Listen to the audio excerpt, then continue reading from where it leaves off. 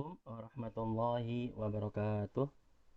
Waalaikumsalam warahmatullahi Waalaikumsalam wabarakatuh. warahmatullahi wabarakatuh. Baik, alhamdulillah akhirnya kita bisa bertemu hari ini. Mohon maaf karena terpaksa untuk pekan lalu dan kemarin kita terpaksa harus ditunda dan insya Allah alhamdulillah kita bisa bertemu hari ini. Salam kenal semuanya, salam silaturahim. Insya Allah moga-moga pekan depan kita bisa bertemu di kelas untuk bertemu secara luring.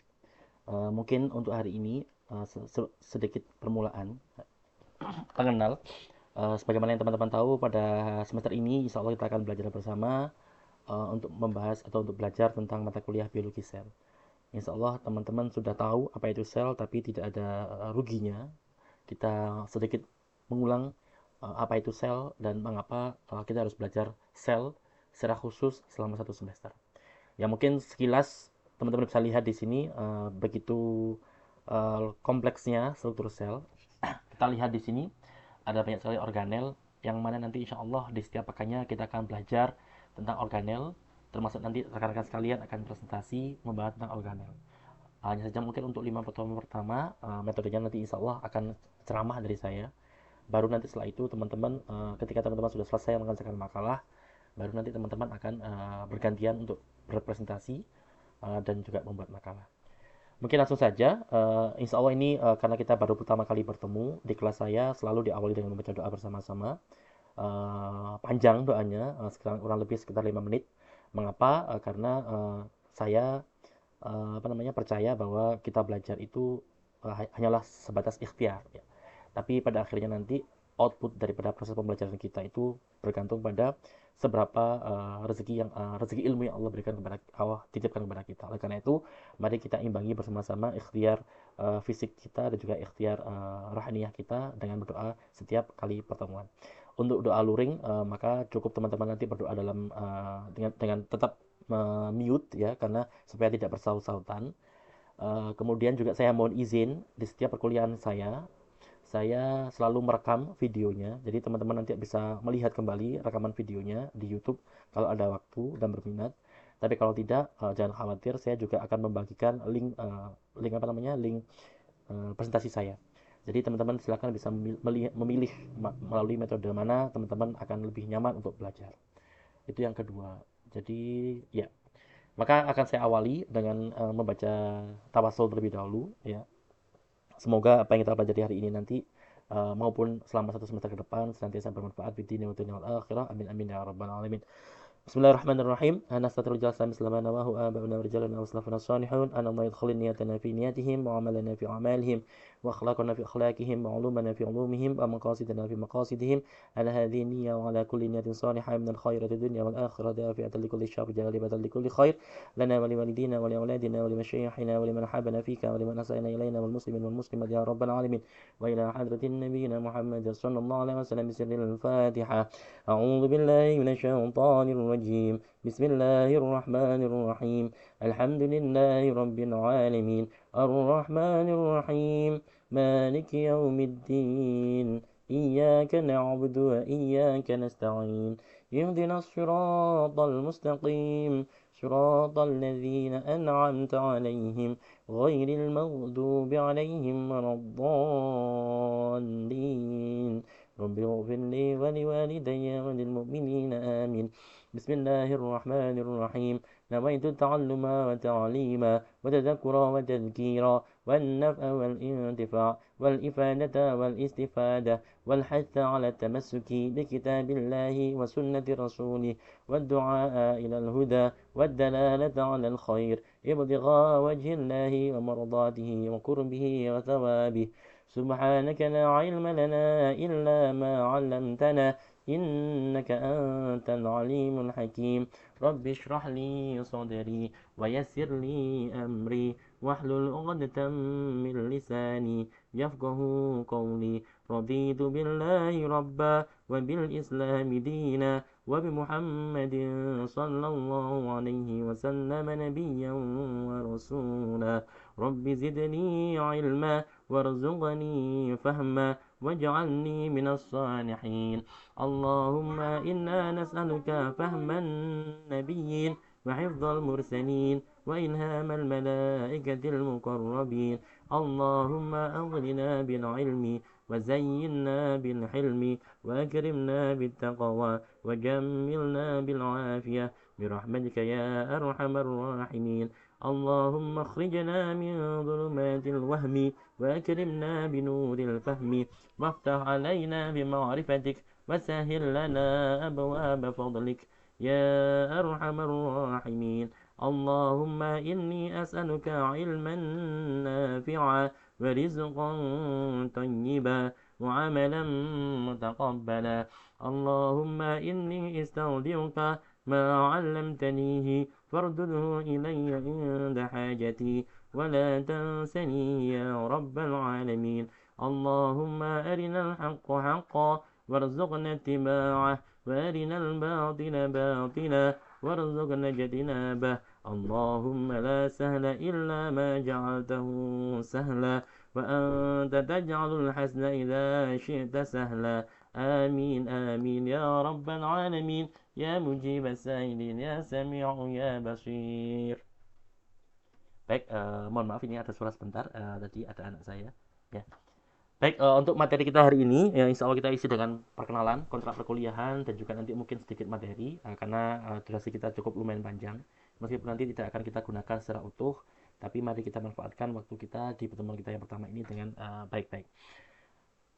Secara umum, agenda kita pada hari ini akan terbagi menjadi 4. Yang pertama tentunya pendahuluan, kemudian deskripsi mata kuliah, karena ini penting. Karena ini adalah dokumen amanah yang diberikan jurusan program studi kepada saya dan tentunya berisi apa yang nanti akan kita pelajari selama 1 semester ke depan. Tentunya ada beberapa modifikasi yang saya berikan untuk mata kuliah ini karena semester ini merupakan pertama kalinya saya mengampu mata kuliah biosel. Oleh karena itu nanti mungkin saya sangat terbuka bila mana teman-teman ingin mengadakan memberikan rekomendasi terkait Pak enaknya gimana, maka silakan feel free, silakan teman-teman jangan sungkan untuk menyampaikan segala saran kritik apapun yang berkaitan dengan pembelajaran kita semester ini karena kita belajar bersama-sama, jadi mari kita cari yang bagaimana enaknya. Mungkin yang tidak bisa diganti adalah tugas ya, tugasnya nanti cukup banyak, silakan teman-teman nanti menikmati saja karena saya percaya bahwa belajar tugas itu merupakan cara belajar yang tanpa kita sadari. Memang terkesan berat, tapi insya Allah itu akan membiasakan teman-teman untuk belajar dan syukur-syukur kalau teman-teman bisa menikmati proses pembelajaran itu. Kedua, nanti insya Allah kita akan membahas tentang RPS ya, RPS singkat. Kemudian juga nanti terkait jadwal perkuliahan. Karena misalkan pada hari ini sampai hari ini kita sudah apa namanya hutang satu pertemuan. Jadi nanti insya Allah pekan depan kita cari apa namanya hari untuk mengganti pertemuan kita yang pertama kemarin. Ya. Kemudian di pertemuan yang maaf di bagian yang ketiga kita insya Allah teman-teman nanti sepakat untuk mengikuti perkuliahannya seperti ini. Nanti seandainya ada perubahan bisa kita omongkan, bisa kita diskusikan di hari-hari mendatang. Intinya sebatas hari ini kita akan membuat kontrak apa ya. Intinya kalau teman-teman nanti setuju dengan apa yang saya sampaikan, maka nanti insya Allah kita akan menggunakan itu selama 1 semester ke depan. Tapi lagi-lagi tidak ada yang strict di depan saya. Jadi kapanpun teman-teman ingin mensarankan perubahan, perbaikan, maka sangat-sangat kami persilakan. Ya, baik. Kemudian yang ketiga terkait tugas dan penilaian dan juga pengumpulan tugas, insya Allah nanti juga akan kita bahas. Tentunya ada tugas penilaian, ada tugas individu, ada tugas yang berkelompok, dan juga pasti akhirnya nanti akan ada tanya jawab. Silakan teman-teman kapanpun nanti ingin bertanya, silakan langsung di unmute saja, mengunmute mikrofonnya langsung saja karena saya di sini tidak terlihat jenengan semuanya. Jadi silakan langsung disampaikan apa yang ingin disampaikan, ditanyakan atau bahkan seandainya ada kritik atau yang lain-lain. Jadi silakan diinterupsi kapanpun selama presentasi kali ini. Ya, kemudian nanti saya lupa untuk biosel ini apakah sudah dibuatkan grup WhatsApp. Jadi nanti saya mohon untuk dibuatkan grup WhatsApp, ya. Jadi insya Allah nanti juga saya mohon izin untuk memasukkan 2 asisten saya. Asisten yang pertama Mbak Ayu Murhaningsih dari Tadris Biologi angkatan 2020. Kemudian juga asisten yang kedua Mbak Lila.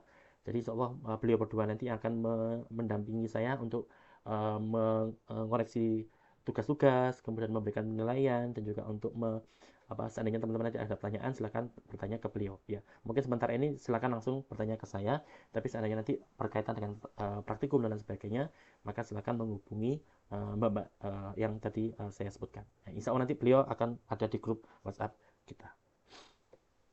Baik, pertama terkait mata kuliah biologi sel yang akan kita gunakan untuk belajar bersama selama 1 semester ke depan.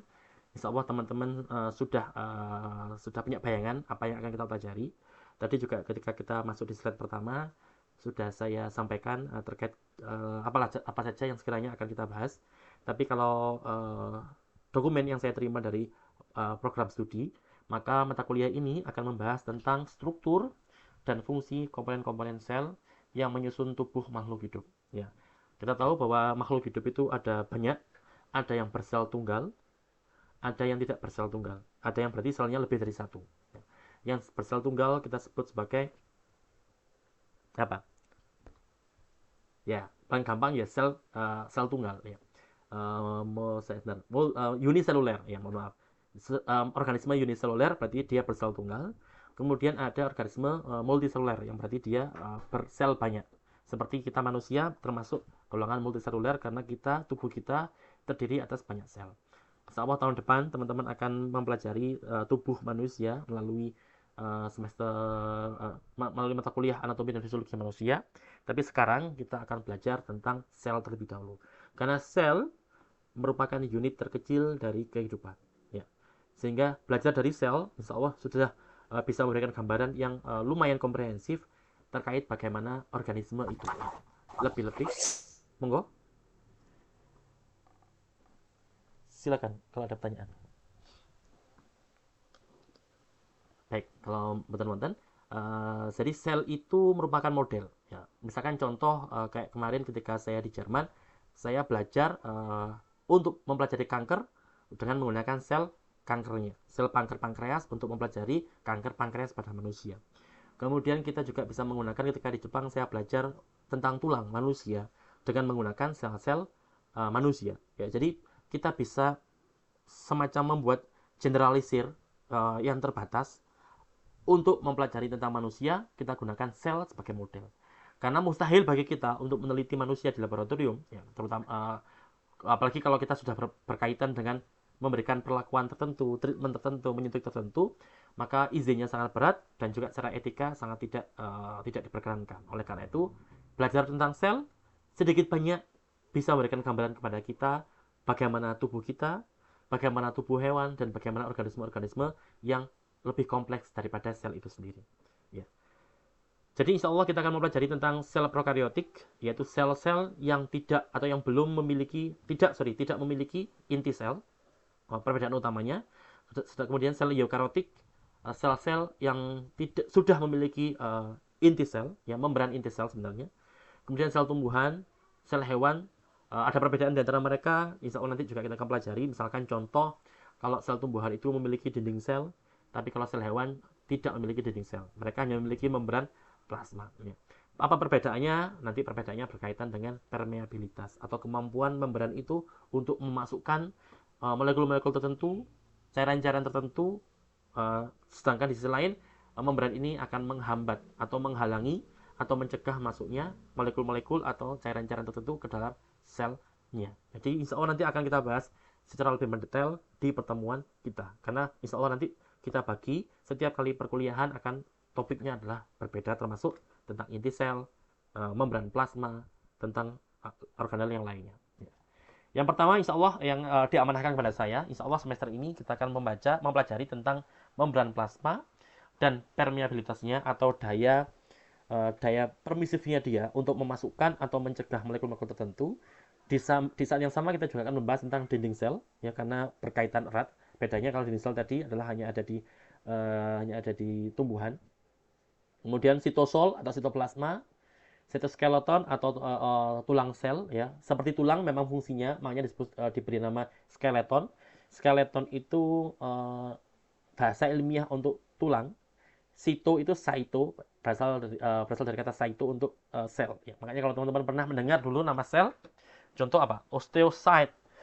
Maka itu sel, osteo adalah nama lain dari tulang. Jadi selain skeleton, tulang juga memiliki nama ilmiah osteo.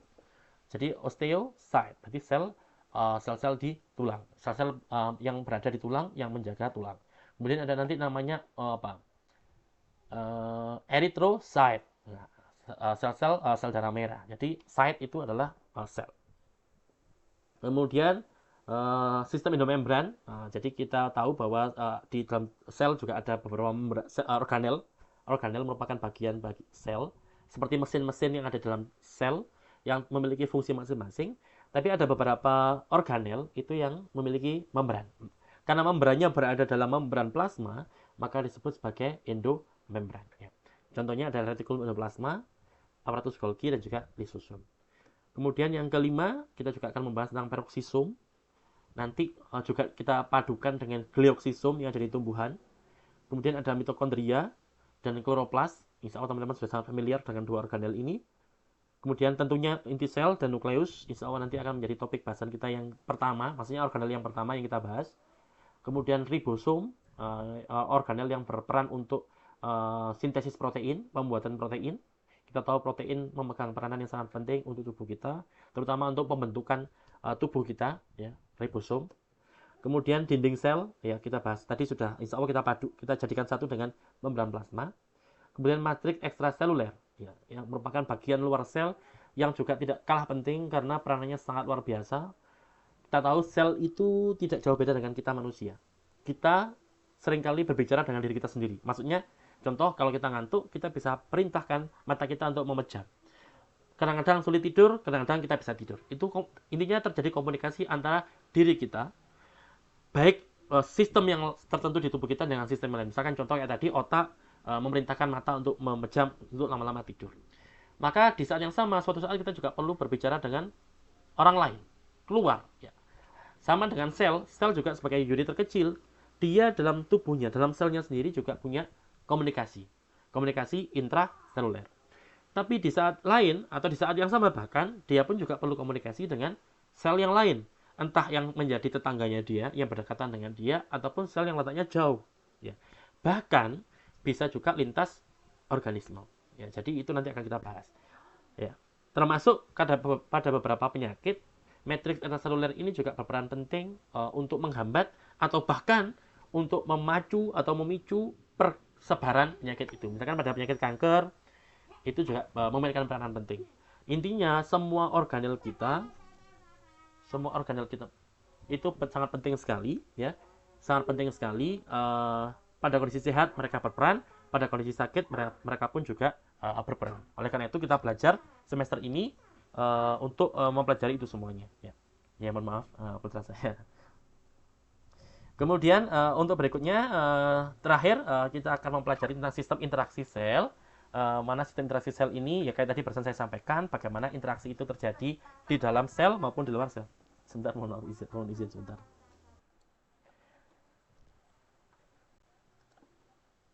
Baik, berikut ini adalah sedikit banyak tentang rencana perkuliahan kita.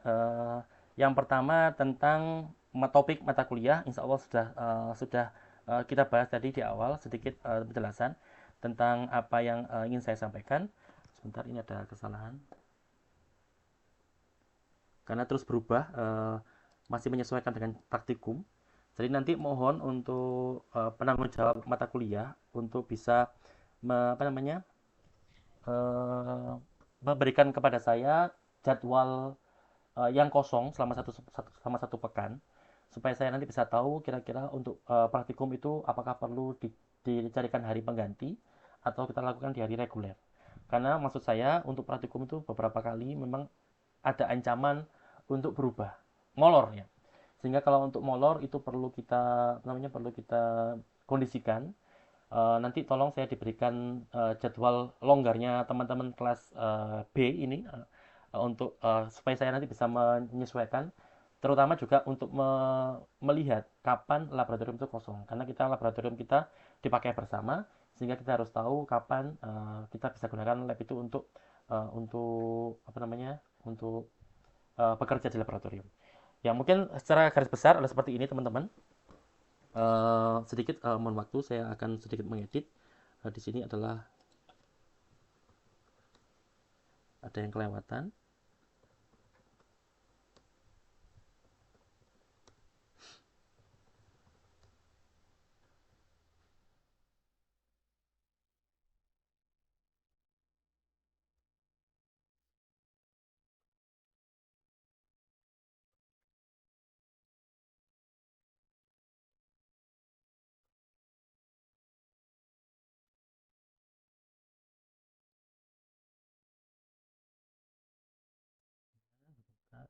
seperti ini. Kemudian kita ulangi lagi di pekan berikutnya.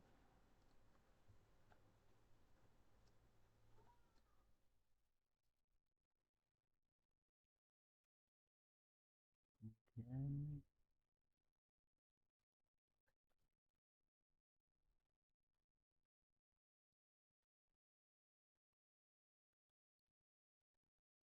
ya, jadi kurang lebih teman-teman, tugas teman-teman nanti itu ada tugas individu, ada tugas yang berkelompok. Dan bila mana nanti teman-teman, yang pertama adalah tugas resume. Tugas resume ini seperti sekarang teman-teman bisa lihat di sini, di pekan pertama itu sudah ada tugas resume. Maksudnya apa? Maksudnya adalah teman-teman nanti ada tugas untuk membuat summary, catatan. Formatnya bebas, teman-teman bisa mencatat dalam bentuk apapun. Yang pasti yang saya terima formatnya adalah PDF. PDF itu bisa berupa teman-teman memfoto catatan tulisan tangan teman-teman, ataupun teman-teman juga bisa mengetik. Jadi bebas, pokoknya formatnya bebas. Intinya apa? Intinya resume itu berisi tentang catatan, yang mana dengan catatan itu teman-teman bisa belajar dengan mudah. Jadi usahakan catatan itu bisa dipahami oleh jenengan sendiri. Ya. Jadi seperti itu. Berapa panjangnya bebas, berapa syarat minimalnya juga bebas. Saya serahkan semuanya kepada jenengan semuanya. Nah, kemudian resume itu hanya saya berikan ketika tidak ada tugas praktikum. Insya Allah nanti selama satu semester ini kita akan ada 12 kali praktikum dengan dibagi menjadi 6 praktikum individu dengan 6 praktikum berkelompok. Ya. Jadi 6 praktikum berkelompok berarti nanti laporannya berupa laporan berkelompok yang mengerjakan kelompok. Formatnya nanti mengikuti format jurnal penelitian. Nanti insya Allah kita bahas di kelas untuk jelasnya. Tapi yang pasti dari 12 kali praktikum itu teman-teman nanti wajib untuk membuat laporan. Ketika praktikumnya praktikum individu, misalkan contoh praktikum kita yang pertama, kedua, ketiga, keempat, kelima, dan keenam, itu nanti laporannya berformat adalah praktikum individu. Berarti setiap mahasiswa wajib melakukan praktikum sendiri-sendiri. Nanti laporannya formatnya video. Video apa? Video screen recorder. Jadi teman-teman silakan bekerja seperti sekarang saat ini. Saya sedang mempresentasikan materi ke dengan semuanya. Di saat yang sama saya juga merekam apa yang ada di layar saya. Sehingga nanti video ini akan bisa menjadi video yang saya unggah ke YouTube dan teman-teman bisa melihat kembali. Hal yang sama juga nanti teman-teman lakukan. Mohon lakukan. Dan hanya saja bedanya nanti akan saya berikan video tutorial. Teman-teman tinggal melakukan hal yang sama. Jadi mengulangi apa yang saya lakukan di video tadi. Dan juga nanti teman-teman akan saya berikan narasinya. Jadi teman-teman tinggal mengulang apa yang saya sampaikan dan apa yang saya berikan narasinya. Dengan itu tujuannya adalah supaya teman-teman nanti bisa melakukan apa yang saya lakukan di video itu. Yang mana semua itu berkaitan dengan topik kita. Jadi insya Allah kalau teman-teman nanti melakukan hal tersebut, teman-teman nanti akan bisa mengerjakannya, akan bisa melakukan hal yang sama dengan yang saya kerjakan. Satu. Yang kedua, akan bisa memahami apa yang kalian sedang kerjakan. Dan yang ketiga, teman-teman punya dokumentasi yang teman-teman harus unggah ke akun media sosialnya teman-teman sendiri. Kemudian kalau teman-teman juga mau membuat akun kelas, silakan juga unggah di akun kelas tersebut. Ya. Apa tujuannya? Ya lagi-lagi tujuannya adalah untuk menyebarkan pengetahuan kita, terutama mendokumentasikan apa yang teman-teman kerjakan selama satu semester ke depan dengan mata kuliah biologi seluler. Jadi 6 praktikum yang pertama kita praktikumnya laporan praktikumnya berformat video screen recorder. Jadi tidak perlu diedit macam-macam, cukup tinggal direkam seperti ini, nanti tinggal di convert dan selesai tinggal diunggah. Jadi tidak perlu repot-repot. Itu format video online. Jadi nanti silakan diunggah ya. Kalau durasinya panjang, teman-teman bisa unggah di YouTube. Silakan membuat akun YouTube karena gratis. Kemudian kalau memang cukup nanti diunggah di Twitter, TikTok ataupun di Instagram juga silakan. Intinya mari kita kita penuhi dunia online dengan ilmu-ilmu pengetahuan. Jadi nanti insya Allah teman-teman juga sedikit banyak bisa mengarah ke sana ya teman-teman, nanti ternyata banyak yang banyak yang dapat manfaat dari videonya teman-teman, maka silakan teman-teman lanjutkan sendiri untuk entah misalkan untuk monetisasi dan sebagainya. Tapi yang intinya terpenting adalah kita belajar, dan kita belajarnya dalam rangka untuk diri kita sendiri dan tentunya juga untuk orang lain. Seperti itu.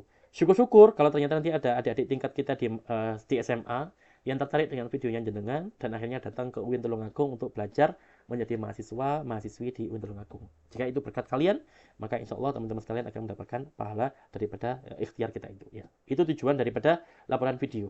Tapi yang terpenting adalah supaya teman-teman nanti mengerjakan apa yang saya kerjakan, karena insya Allah nanti yang akan saya tunjukkan di praktikum kita itu adalah apa yang saya kerjakan ketika saya S2 dulu, ketika saya berada di Malang ya, ketika S2 yang pertama, dan juga ketika S2 yang kedua di Jepang ya.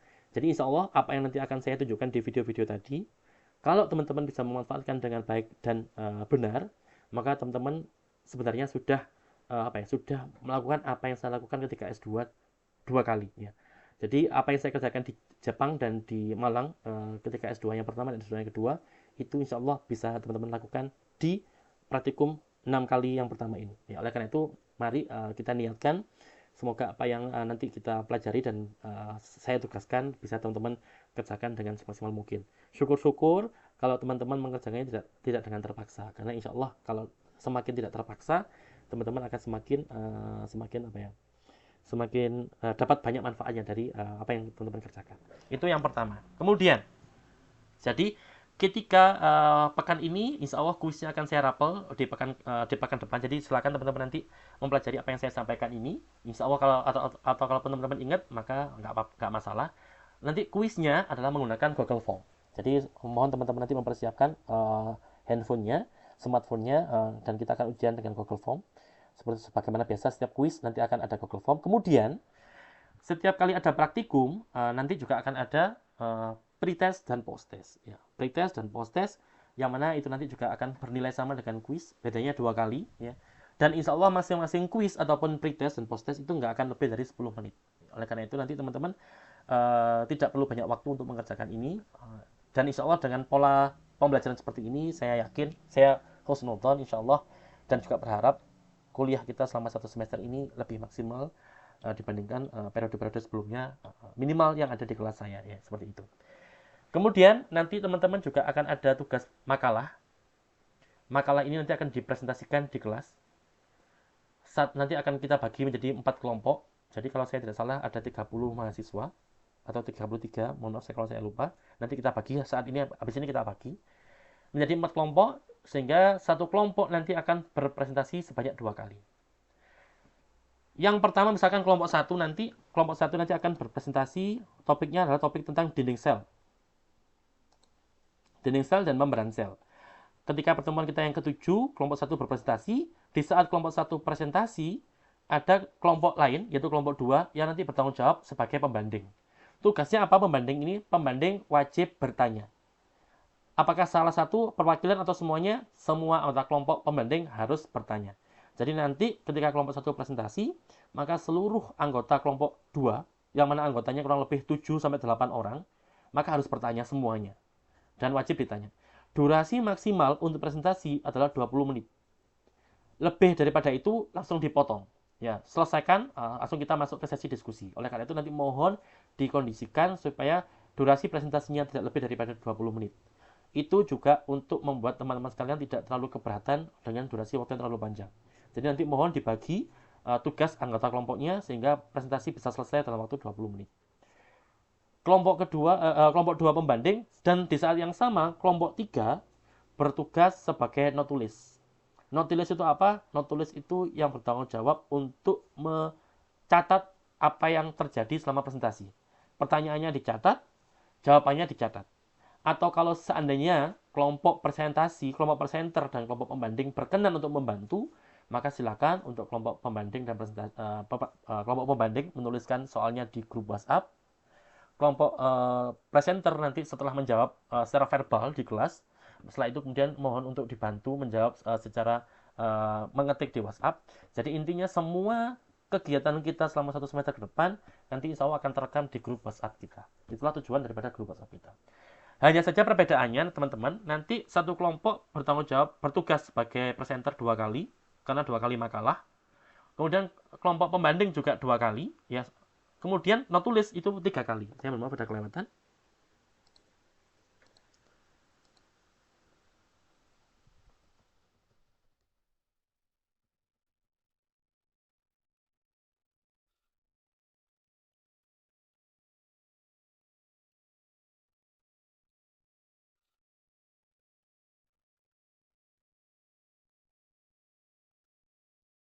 Sambil menunggu, silakan teman-teman kalau ada pertanyaan bisa ditanyakan ke saya sambil saya menyelesaikan ini. Jadi nanti teman-teman bisa uh, ya,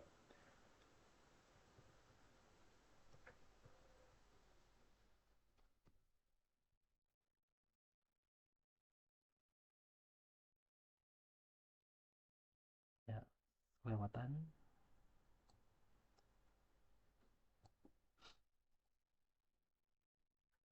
Ya.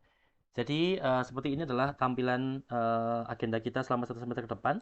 Jadi kita insya Allah tes, intinya sebenarnya setiap hari ada tes, 10 menit saja cukup. Kemudian nanti praktikum 10 kali, kuis 2 kali, resume 2 kali. Jadi laporan praktikumnya ada 12 kali total dengan 6 kali individu, 6 kali yang terakhir adalah kelompok.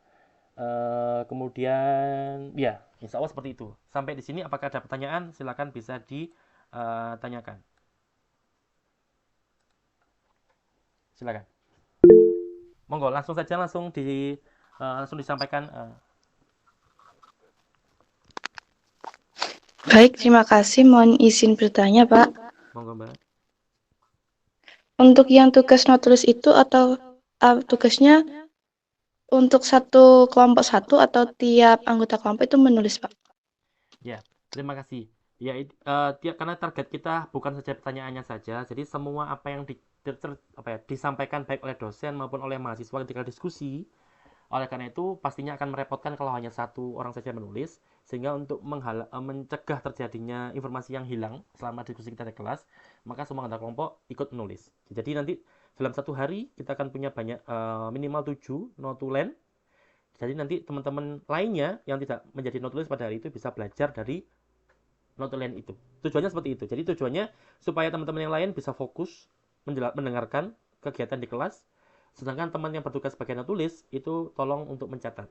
Dan untuk keadilan, maka tugas notulis kita gilir. Ya, oleh karena itu, tadi bisa teman-teman lihat di sini, ya.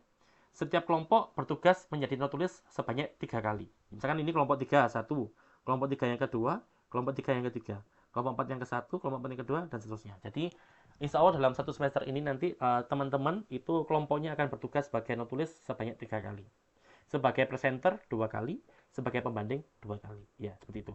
Dan nanti ketua kelompok juga punya tugas tambahan sebagai timer ya untuk memastikan supaya presentasi tidak lebih daripada berapa puluh menit tadi. Ya, seperti itu Mbak mungkin. Terima kasih, Pak. Oke, ya. Sambil formatnya guys, formatnya jangan bingung, bebas. Dari saya hanya silakan mencatat yang ini format resume ya, format resume dan no tulis. Intinya tulislah sesuatu yang bisa jenengan pahami. Ya. Jadi kuncinya itu. Kemudian yang kedua, boleh tulis tangan, boleh diketik, boleh digambar, boleh ditulis pakai huruf pegon Arab, silakan semuanya bebas. Yang pasti memudahkan untuk dibaca jenengan sendiri, ya seperti itu. Hanya itu saja batasan dari saya sehingga bebas. Dan mohon untuk tidak men-skip satupun. Meskipun teman-teman nulis satu paragraf saja, ya ini insya Allah tidak ya. Tapi kalaupun seandainya teman-teman menulis satu paragraf, monggo kumpulkan, jangan sampai nggak dikumpulkan. Karena kalau nggak dikumpulkan itu ada nilai yang kosong, jadi nanti nilainya jadi berpengaruh luar biasa. Ya. Karena kalau ada yang kosong satu saja, nanti ketika di rata-rata itu efeknya banyak sekali. Ya, oleh karena itu teman-teman nanti mohon untuk tidak sampai ada yang kelewatan. Kumpulkan seadanya, ya. Kecuali ya, ada yang kejadian beberapa semester yang lalu mengumpulkan apa yang temannya buat.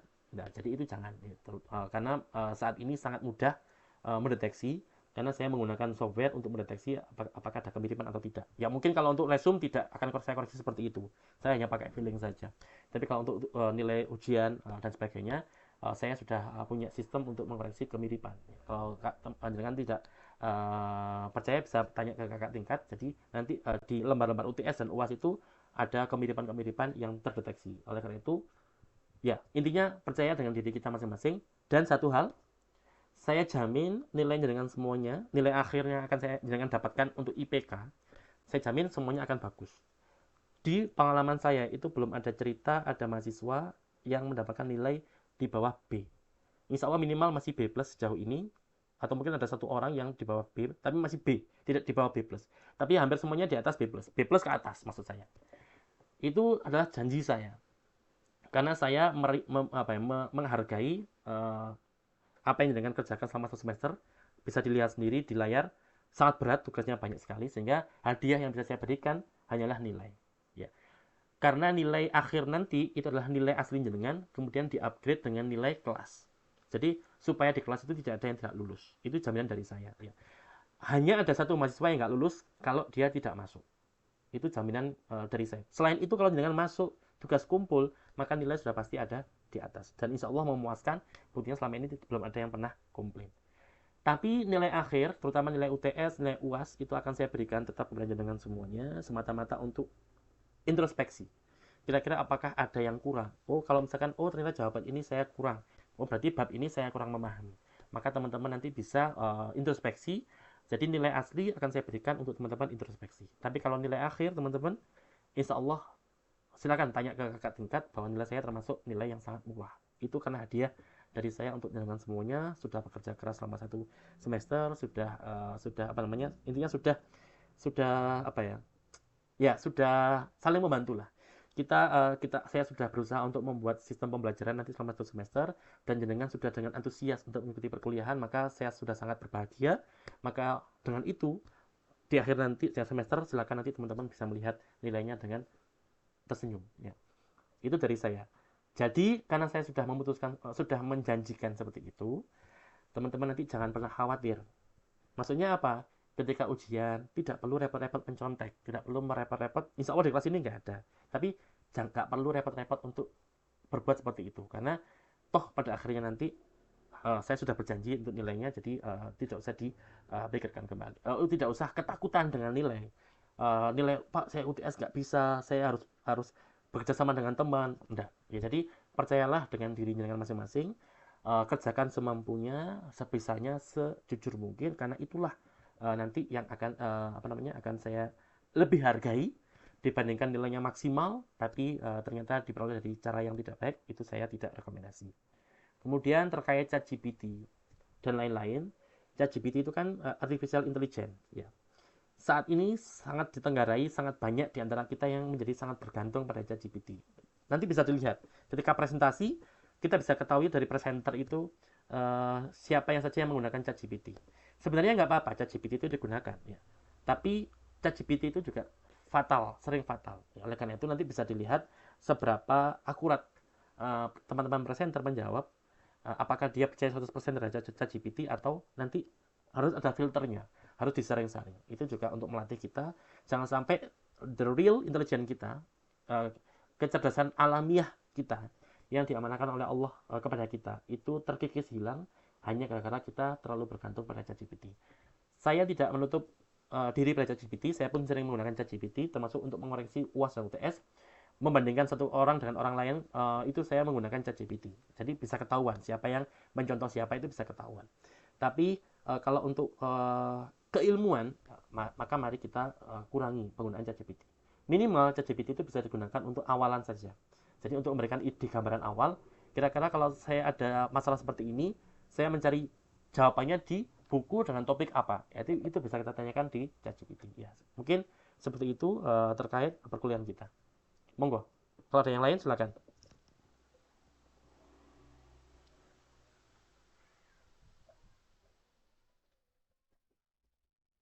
Baik. Untuk semua kuis, kemudian tes dan UTS dan UAS, semua sifatnya close book, teman-teman. Lagi-lagi, ini semua adalah hanya merupakan media untuk introspeksi pada jenengan semuanya, sejauh mana teman-teman memahami materi perkuliahan kita. Karena ingat, perkuliahan itu topiknya sangat banyak, sehingga tidak mungkin kegiatan kita di kelas itu bisa mencakup semuanya. Kalau teman-teman ingin semakin paham dan lain sebagainya, maka tentunya teman-teman bisa belajar di luar kelas, ya. Jadi apa ya namanya, silakan belajar dengan cara apapun. Yang pasti dari saya tidak akan mengawasi ketika ujian, tidak akan mengawasi ketika kuis dan lain sebagainya. Bahkan ketika saya melihat ada yang bekerja sama pun akan saya biarkan. Tapi kalau saya dari pribadi, saya sangat menghargai bila mana teman-teman itu mengerjakan dengan percaya diri. Itu insya Allah manfaatnya akan jauh lebih banyak kepada pandangan masing-masing. Ya, itu saya motivasi dari saya. Mari kita belajar dengan baik-baik, kemudian kita eh, ya kita pasti tentunya nanti outputnya akan berbeda, tapi untuk dari saya insya Allah teman-teman, selama tugas semua terkumpul, maka insya Allah nilai akan sangat memuaskan dari saya ya, mungkin seperti itu. Sambil monggo kalau ada pertanyaan bisa ditanyakan. Oh ya, sambil ini deadline-nya saya tanda merah. Makalah yang pertama, karena makalah yang pertama itu akan dipresentasikan oleh kelompok satu, dan itu topiknya adalah tentang dinding sel dan membran plasma, maka semua makalah baik oleh kelompok 1, 2, 3, dan 4 wajib mengumpulkan makalahnya secara serentak supaya adil di saat kita bertemu di pertemuan yang ke-6. Jadi ketika nanti kita membahas tentang siklus sel, ya, anggaplah sekarang kita kan sudah pekan kedua, ya, kita hutang satu pertemuan. Maka berarti 1, 2, 3, 4 pekan dari sekarang adalah deadline mengumpulkan tugas. Ya, itu adalah deadline mengumpulkan tugas makalah yang pertama. Kemudian nanti makalah yang kedua itu wajib dikumpulkan secara serentak di hari yang sama ketika kelompok 4 berpresentasi yang pertama. Ya, jadi ketika pekan ke-11, ketika kelompok 4 mempresentasikan topik tentang sistem endomembran, maka itu juga menjadi deadline pengumpulan makalah yang kedua. Dan dikumpulkan secara serempak kelompok 1, 2, 3, 4. Jadi kelompok 1 presentasi sekarang mengumpulkan pekan lalu. Tidak. Semuanya sama. Maksudnya semuanya harus mengumpulkan di saat yang sama, yaitu 1 pekan sebelum presentasi yang pertama dilaksanakan. Itu terkait deadline-nya. Ya, jadi insya Allah seperti itu. Nanti silakan kalau ada kebingungan bisa ditanyakan langsung di grup, supaya nanti saya bisa menjawab di grup juga, atau bisa japri juga ke saya, dan nanti hasilnya bisa disampaikan ke rekan-rekan yang lain. Jadi insya Allah seperti itu terkait rencana kuliah kita di biologi sel. Dan untuk praktikum kita yang pertama, kedua, ketiga, keempat, kelima sampai keenam, karena insya Allah itu nanti praktikumnya masih online, ya, praktikumnya saja online maksudnya, maka teman-teman nanti kita bisa tetap kuliah di kelas, ya. Jadi nanti kita cari kelas reguler seperti biasa, kita kuliah dan nanti bisa praktikum di akhir perkuliahan, ya. Misalkan kita di kelas nanti cuma 2 SKS, kemudian nanti 1 SKS-nya digunakan untuk teman-teman mengerjakan laporan praktikumnya. Seperti itu bisa. Tapi nanti untuk mulai praktikum yang ini pertemuan ke-11, ke-10, itu nanti kita sudah akan menggunakan ruang laboratorium dari awal. Jadi kita masuk langsung di lab, kita isi presentasi, kemudian nanti kita sampai akhiri dengan kegiatan praktikum di laboratorium yang bersangkutan. Jadi itu perbedaan antara 6 praktikum pertama dengan 6 praktikum yang kedua. Ya. Tapi seandainya teman-teman, seandainya nanti ternyata kita kan kelasnya kalau nggak salah pindah hari ya. Biasanya kalau hari Senin Selasa itu katanya sulit mencari kelas. Kalau seandainya nanti Senin Selasa itu kita Selasa atau Rabu kita sulit mencari kelas, maka nanti pekan depannya kita akan langsung coba gunakan laboratorium. Ya. Nah, perbedaannya hanya mungkin kita nggak bisa pakai smartboard ya. Kita terpaksa harus menggunakan LCD proyektor, tapi insya Allah nggak akan jauh berbeda dengan ya smartboard dan LCD proyektor insya Allah sama. Ya. Mungkin itu saja terkait rencana-rencana yang akan kita lakukan selama 1 semester ke depan. Monggo, silakan kalau ada pertanyaan lain bisa disampaikan.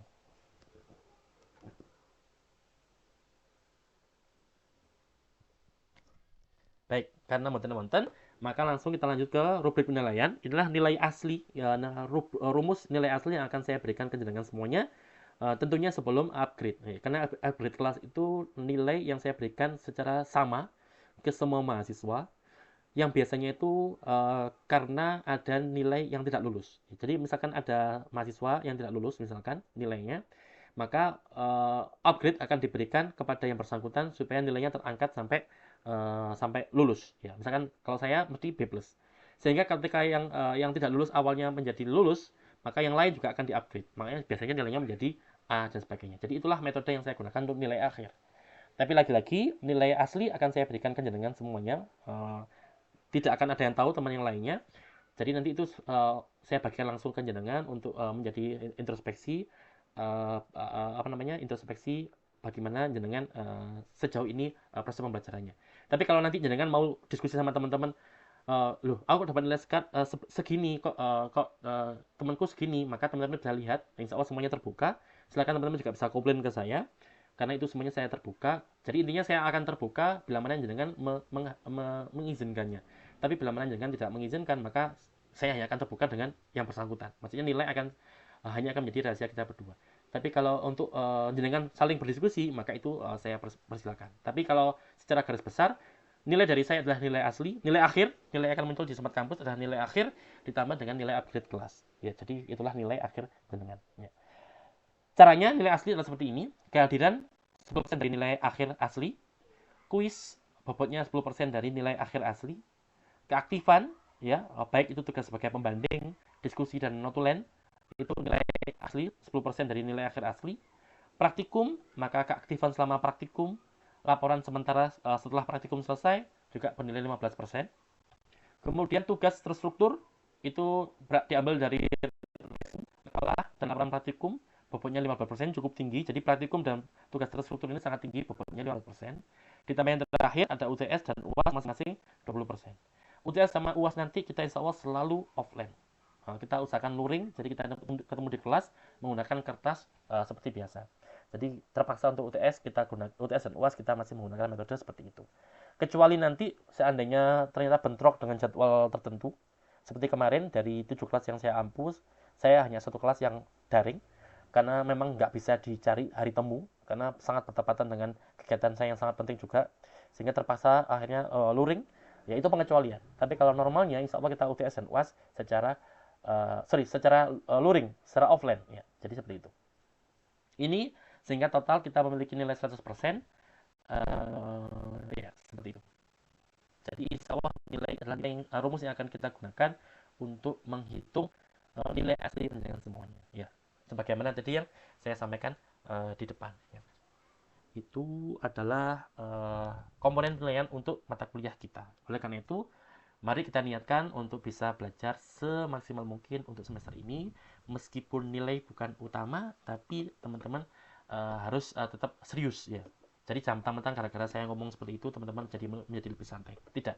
Saya sangat santai, teman-teman bisa guyon dengan saya. Insya Allah kalau di kelas nanti akan lebih enak, lebih cair.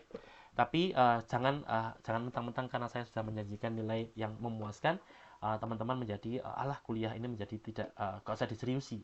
Jangan nih. Justru saya sebaliknya, karena saya sangat fleksibel, saya sangat berharap teman-teman bisa menikmati perkuliahan, mengikuti perkuliahan dengan enak, sehingga nanti pada akhirnya manfaat yang dirasakan adalah teman-teman sendiri yang bisa merasakannya. Karena semuanya kembali ke diri kita masing-masing. Itu terkait komponen penilaian. Silakan kalau ada pertanyaan bisa ditanyakan. Sambil saya mohon izin untuk mencas laptop saya. Monggo. Sambil saya tunggu, silakan langsung disampaikan pertanyaannya. Baik.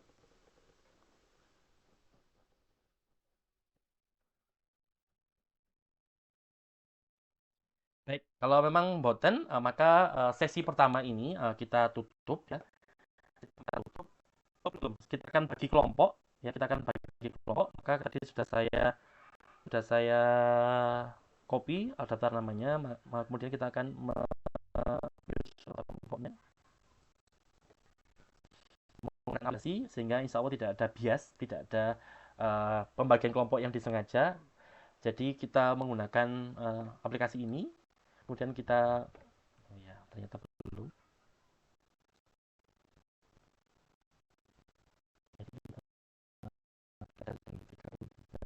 Kelompoknya ada 8 dan satu kelompok ada 9. Kita bagi jadi kelompok, kemudian nama-nama yang muncul nanti adalah nama ketua kelompok yang selain bertugas untuk membuat notulen, juga tolong untuk menjadi timer, mengingatkan presenter agar presentasinya bisa selesai dalam kurun waktu 20 menit. Maka kita langsung mulai, kita bagi kelompoknya. Sebentar, ada kendala, coba saya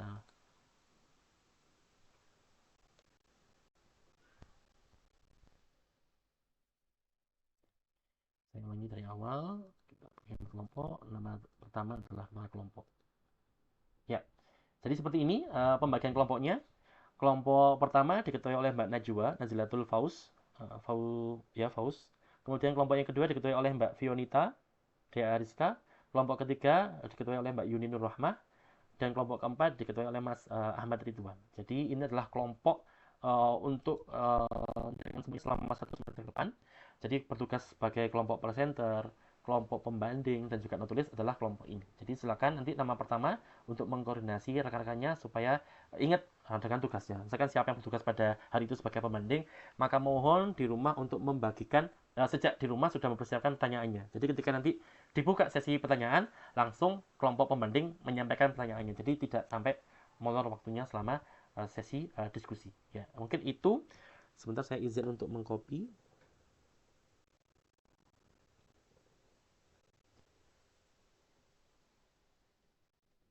Nanti akan saya bagikan.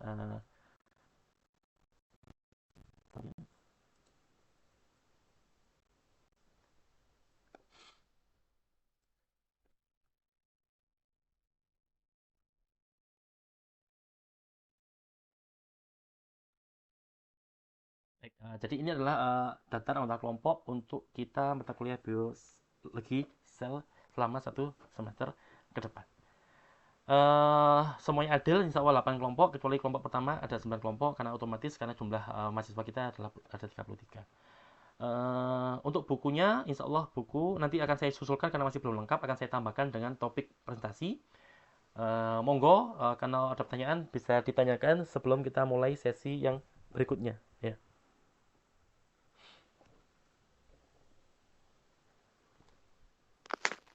Pak izin bertanya, monggo Mbak. untuk materi kelompoknya bagaimana Pak? Materi kelompoknya nanti saya bagikan di PDF-nya. Tapi kalau sedikit mengingatkan teman-teman, materi kelompoknya adalah seperti ini. Misalkan kelompok 1, topiknya adalah dinding sel dan membran plasma. Kelompok kedua, jangan khawatir nanti saya bagikan ini. Kelompok kedua adalah cytoskeleton, sentriol dan sentrosom. Kelompok ketiga tentang mitokondria dan kloroplas. Kelompok keempat, sistem endomembran. Itu presentasi yang pertama. Nanti presentasi yang kedua, kelompok 1 topiknya tentang peroksisom dan glioksisom. Kelompok kedua tentang proteasom dan lisosom. Ya, meskipun di 11 ini sudah ada lisosom, tapi di 11 ini tidak perlu dibahas panjang lebar karena nanti lisosom akan dibahas terkhusus oleh kelompok kedua. Jadi silakan nanti kelompok 4 bisa menyesuaikan ya. Jadi kelompok 2 inilah yang nanti akan membahas lisosom secara lengkap ya. Jadi di sini silakan fokus ke retikulum endoplasma, sebentar supaya kelihatan, Golgi, dan juga membran nukleus dan vertikal transport. Lisosom akan dibahas terpisah oleh kelompok 2 di pertemuan kita yang ke-13. Kelompok 3 kemudian membahas tematik ekstraseluler, integrin dan focal adhesion, dan terakhir kelompok keempat membahas tentang komunikasi interseluler atau komunikasi antar sel. Ini topiknya insya Allah sejauh ini belum ada perubahan, jadi kalau ada perubahan nanti pastinya akan saya sampaikan. Tapi insya Allah topiknya adalah seperti ini. Dan untuk makalah dikumpulkan secara serentak. Makalah pertama dikumpulkan serentak di pekan ke-6. Ini saya beri tanda asterisk. Makalah yang kedua dikumpulkan secara serentak di pekan ke-11 yang saya juga beri tanda asterisk merah ini. Ya, jadi insya Allah seperti itu Mbak untuk masalah topik-topik presentasinya. Ya.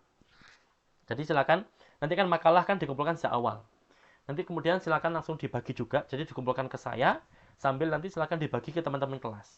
Sehingga nanti nggak ada alasan kelompok pembanding itu, Pak saya belum punya pertanyaan karena saya belum sempat membaca makalahnya, karena oleh kelompok presenter belum di-share. Nah, jadi jangan seperti itu. Jadi setelah menjadikan share ke saya, maka mohon teman-teman satu kelas juga di-share. Jadi bisa di-share di grup. Jadi kalau sampai ada pembanding yang ngakunya seperti itu, padahal sudah di-share, maka itu kesalahan ada di pihak pembanding. Jadi seperti itu. Ya. Intinya jangan sampai kelewatan tugasnya. Kalau sebagai pembanding, jangan sampai tidak punya pertanyaan. Karena bertanya itu tidak saja untuk benar-benar bertanya. Yang kedua, bertanya itu juga untuk melatih teman presenternya menjawab. Yang ketiga, yang terpenting untuk berlatih kita bertanya. Karena bertanya itu efeknya luar biasa. Jadi berani bertanya itu manfaatnya juga luar biasa. Insya Allah seperti itu. Monggo yang lain.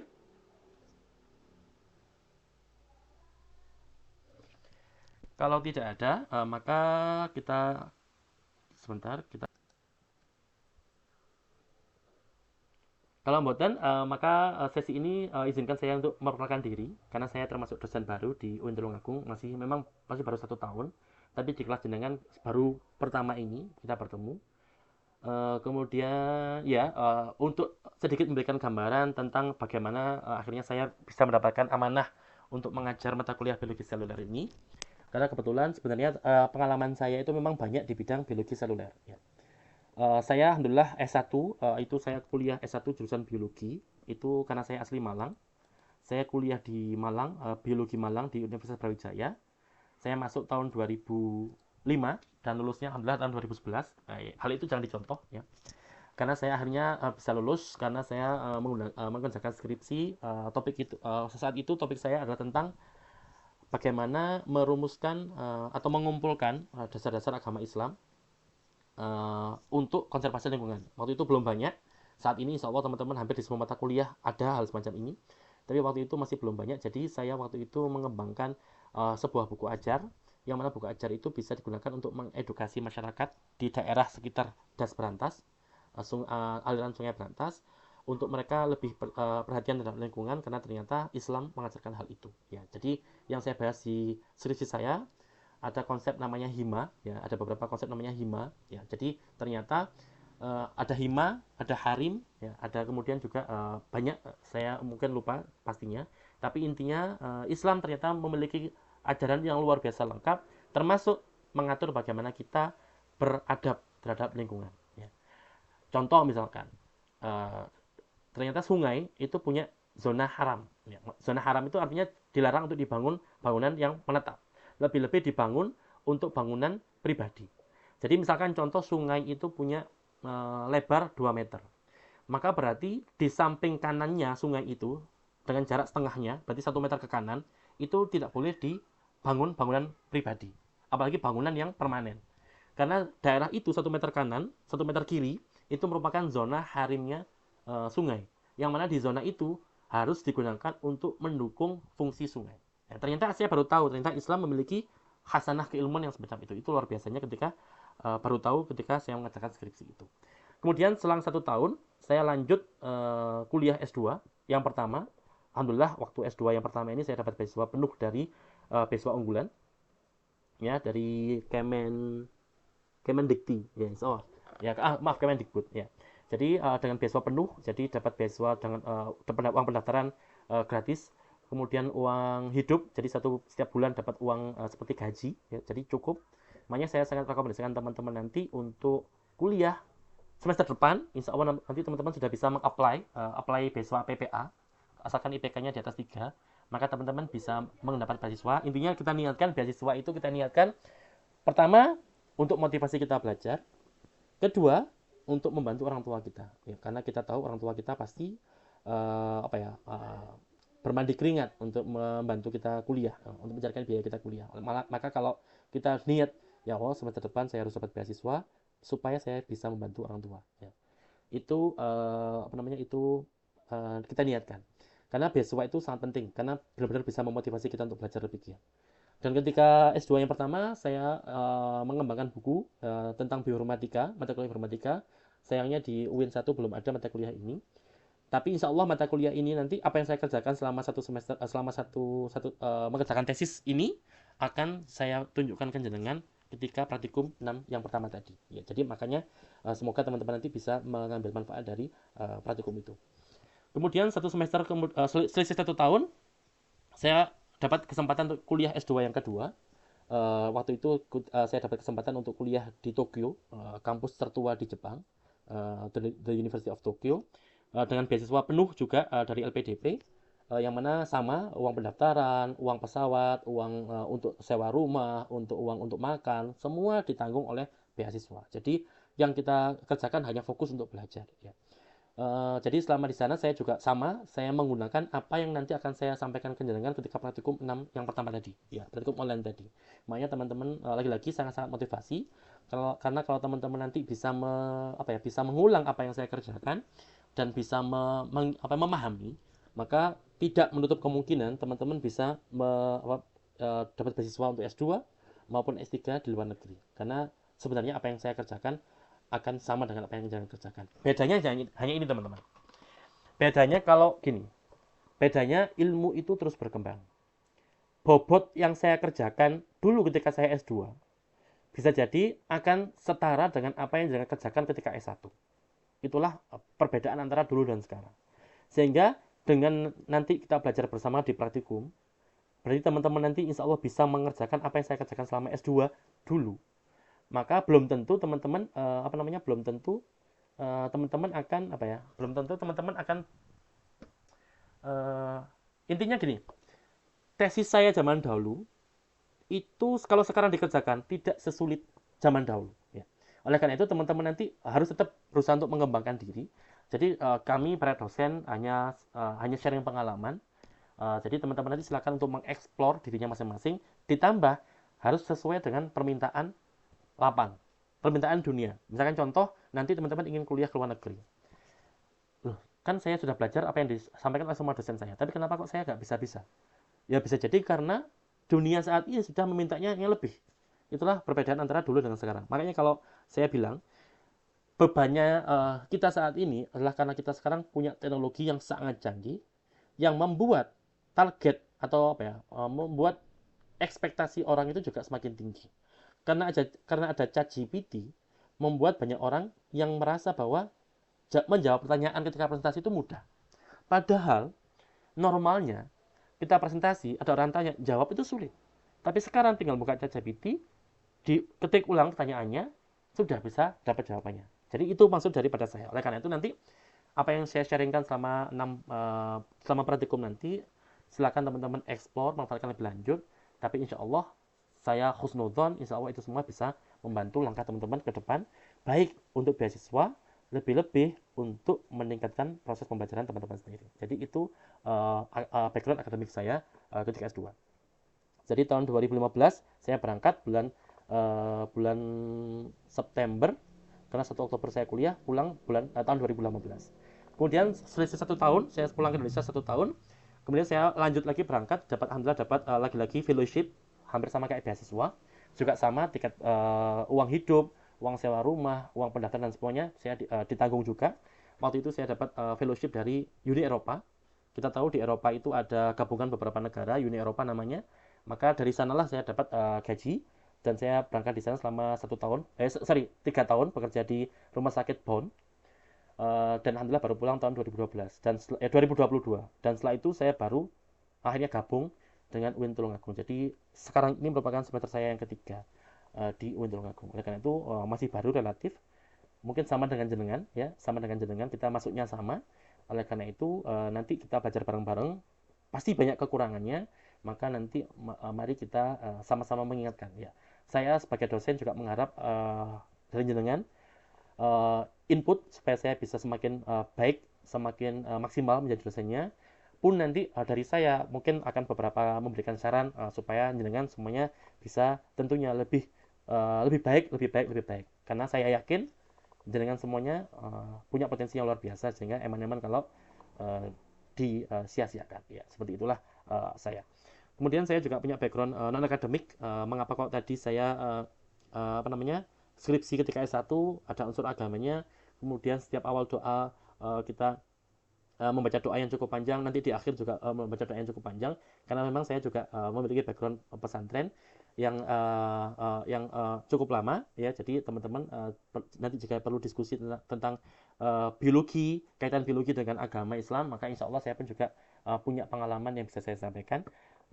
Tidak bisa menjawab pastinya, belum tentu bisa menjawab, tapi kalau dalam hal pengalaman mungkin insya Allah saya bisa sharing ya. Jadi itulah background akademik saya, yang sehingga jangan heran kalau nanti di sela-sela kita kuliah biologi pasti akan saya sisipkan tentang pengajaran-pengajaran agama, karena saya yakin keduanya nggak bisa dipisahkan. Jangan seperti orang barat. Orang barat itu belajar biologi ya biologi saja, karena biologi itu science, agama itu adalah imajinasi ya. Tapi kita anak UIN pastinya berbeda karena kita harus selalu menyatukan agama dengan biologi, karena biologi itu ilmunya Allah, sehingga mustahil kalau kita membahas ilmunya Allah di dunianya Allah dengan fasilitasnya dari Allah, dengan otak yang dari Allah, kita lepaskan, kita pisahkan dari Allah dan yang Maha Pencipta. Itulah background saya. Jadi silakan teman-teman feel free diskusi tentang biologi, ayo. Diskusi tentang beasiswa, ayo. Diskusi tentang pondok, ayo. Jadi semuanya ayo. Ya, jadi seperti itu. Ya. Jadi itu mungkin perkenalan kita. Kemudian kita masuk silakan sambil tunggu. Silakan teman-teman ada pertanyaan bisa disampaikan.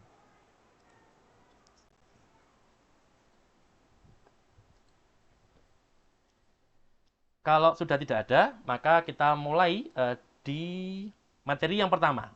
Itu materi tentang pengantar biosel. Agak panjang, jadi mohon dimaklumi. Karena kita nanti akan banyak habis di praktikum. Materi kita insya Allah akan banyak di praktikumnya. Baik, pertama tentang pengantar tentang sel.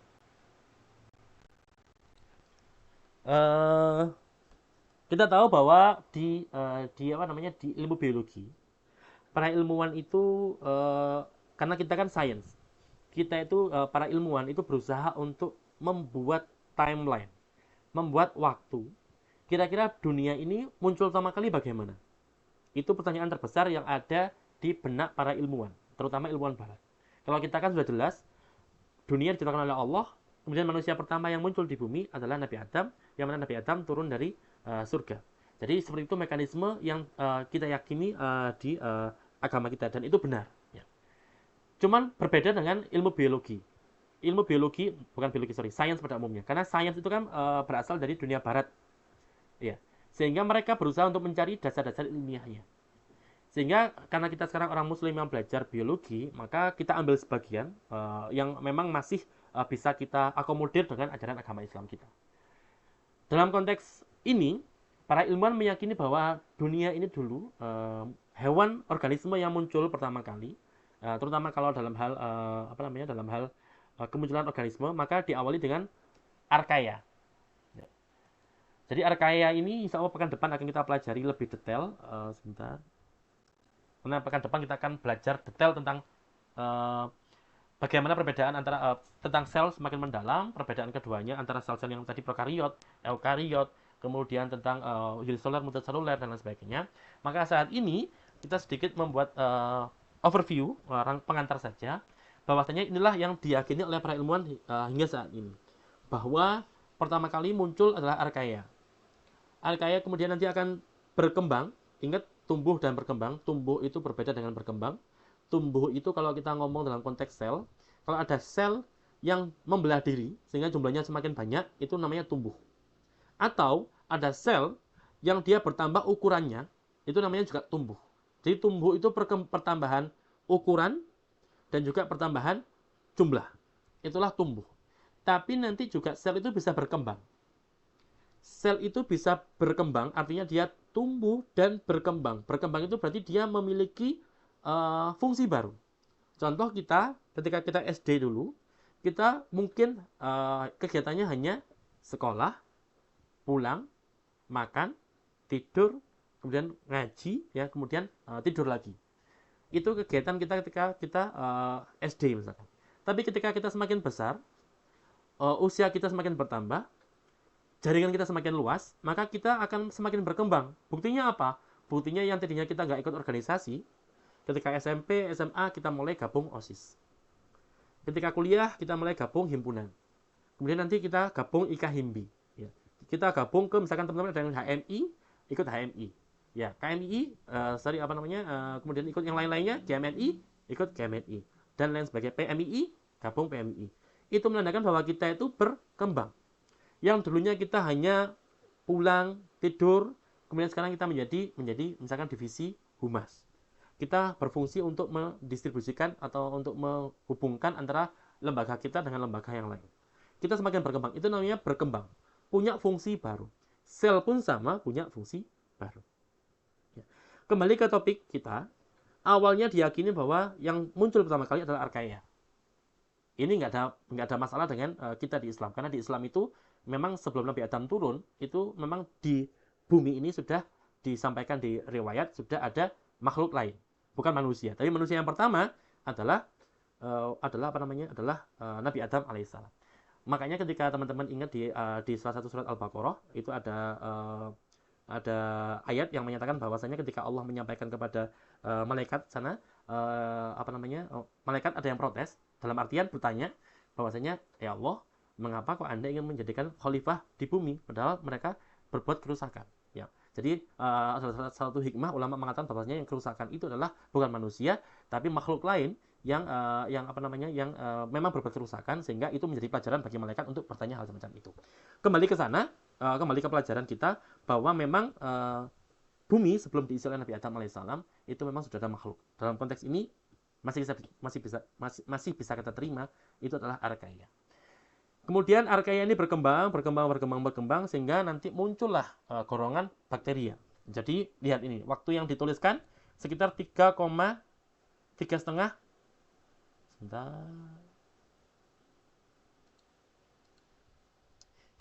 miliar tahun berikutnya, ya, atau kurang lebih sekitar 3,5 miliar tahun yang lalu, ya, setelah archaea itu muncul. Jadi archaea ini diakui sebagai common ancestor atau ancestor itu nenek moyang umum. Semua hewan itu dianggap berasal dari archaea. Nah, ini yang mulai mungkin ada perbedaan antara kita. Tapi kita ikuti dulu alur pikiran mereka. Bahwasanya ketika berkembang, maka archaea ini akan berkembang terus sangat lama untuk kemudian dia akan memunculkan bakteria, kemudian nanti ada alga dan sebagainya, yang mana di antara cabang-cabang ini muncullah organisme yang memiliki kloroplas. Di cabang yang lain, archaea juga akan berkembang sehingga akhirnya muncul golongan cabang-cabang baru, yang mana di cabang itu nanti juga akan mendapatkan mitokondria. Kita tahu mitokondria dan kloroplas itu diyakini oleh para ilmuwan biologi asalnya bukan dari sel kita, tapi dia merupakan dari sel lain yang kemudian kemudian menyatu dan akhirnya tertinggal di dalam tubuh manusia sampai saat ini. Bukan hanya manusia, hewan pun juga ada mitokondrianya. Intinya apa? Inilah yang diakui oleh para ilmuwan saat ini. Hal ini berlangsung terjadi hanya pada akhirnya nanti untuk golongan organisme baru, yang mana di dalam sel mereka ada yang punya kloroplas, yaitu yang dari golongan tumbuh-tumbuhan, ada juga yang mengandung mitokondria. Ya, jadi inilah bagaimana ceritanya mitokondria itu bisa masuk ke dalam sel manusia maupun hewan, atau juga kloroplas ada dalam tumbuh-tumbuhan. Nanti insya Allah hal ini akan kita bahas lebih detail di pertemuan tentang mitokondria dan juga tentang pekan depan akan kita bahas lebih detail tentang hal ini. Tapi intinya inilah timeline yang pada akhirnya berhasil dibuat oleh para ilmuwan hingga saat ini. Tentunya timeline ini masih terbuka untuk berubah, ya. Makanya kita sebagai umat muslim yang memang sudah mendalami biologi, maka terbuka peluang besar bagi kita. Kalau seandainya kita ingin berkontribusi dalam pembentukan timeline ini, maka aktiflah untuk berriset, untuk meneliti, ya. Maka dengan itu nanti kita akan bisa memasukkan info-info baru di sini, ya. Alhamdulillah kalau misalkan dengan hal itu bisa memperkuat keyakinan kita terhadap agama kita. Jadi itulah yang benar. Kita harus meyakinkan, menggunakan sains untuk semakin memperkuat iman kita, bukan sebaliknya, ya. Jangan sampai seperti beberapa orang barat di sana, yang mana mereka belajar biologi, tapi dengan belajar biologi mereka melepaskan agamanya, ya. Makanya mereka sangat banyak yang ateis. Tapi kalau kita orang Islam yang belajar biologi, maka harus biologinya itu lebih meyakinkan kita terhadap agama Islam. Itulah manhaj yang saya gunakan. Insya Allah selama 1 semester ke depan kita akan sering belajar seperti ini. Maka insya Allah kita belajar biologi semakin bertambah ilmu kita, lebih-lebih insya Allah kita berdoa kepada Allah, semoga Allah juga meningkatkan keimanan kita kepada beliau, Allah Subhanahu Wa Taala. Dan ini merupakan prinsip-prinsip universal pada sel-sel makhluk hidup. Ini sudah saya ringkas supaya nggak bingung. Pertama, tentang arsitektur dasar sel. Bahwa berikut ini adalah sel. Sel itu kalau digambarkan seperti ini. Bayangkan, ukuran sel itu sangat kecil, tapi kecilnya itu tidak menutup tanda kebesaran Allah. Karena sel itu sangat kompleks. Saya sedikit tunjukkan tampilan perbandingan antara ukuran sel dengan ukuran zat-zat lain yang ada di dunia ini. Kebetulan saya menemukan sebuah website yang cukup baik, yang mana dengan website ini kita bisa membandingkan bagaimana perbandingan antara sel kita dengan yang lain. Jadi teman-teman, saat ini apakah bisa dilihat layar saya?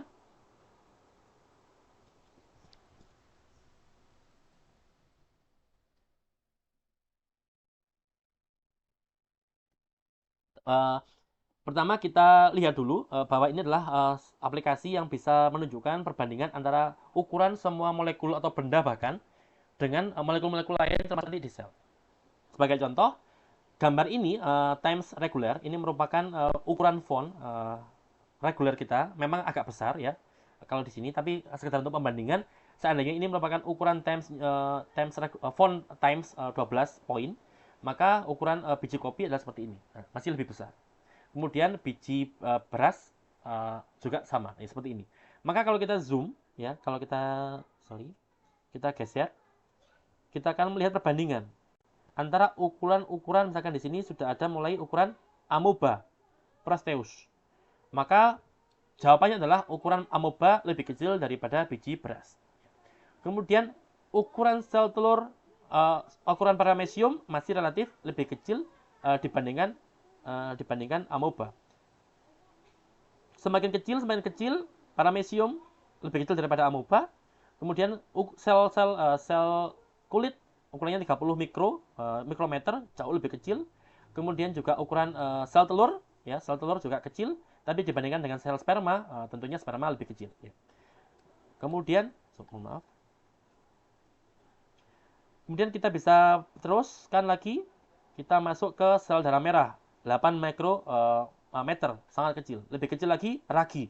Ragi ini merupakan contoh organisme eukariotik yang mana dia sudah memiliki inti sel, tapi dia masih bersel tunggal. Ya, jadi merupakan salah satu organisme eukariotik yang paling sering digunakan untuk eksperimen karena dia sangat mudah.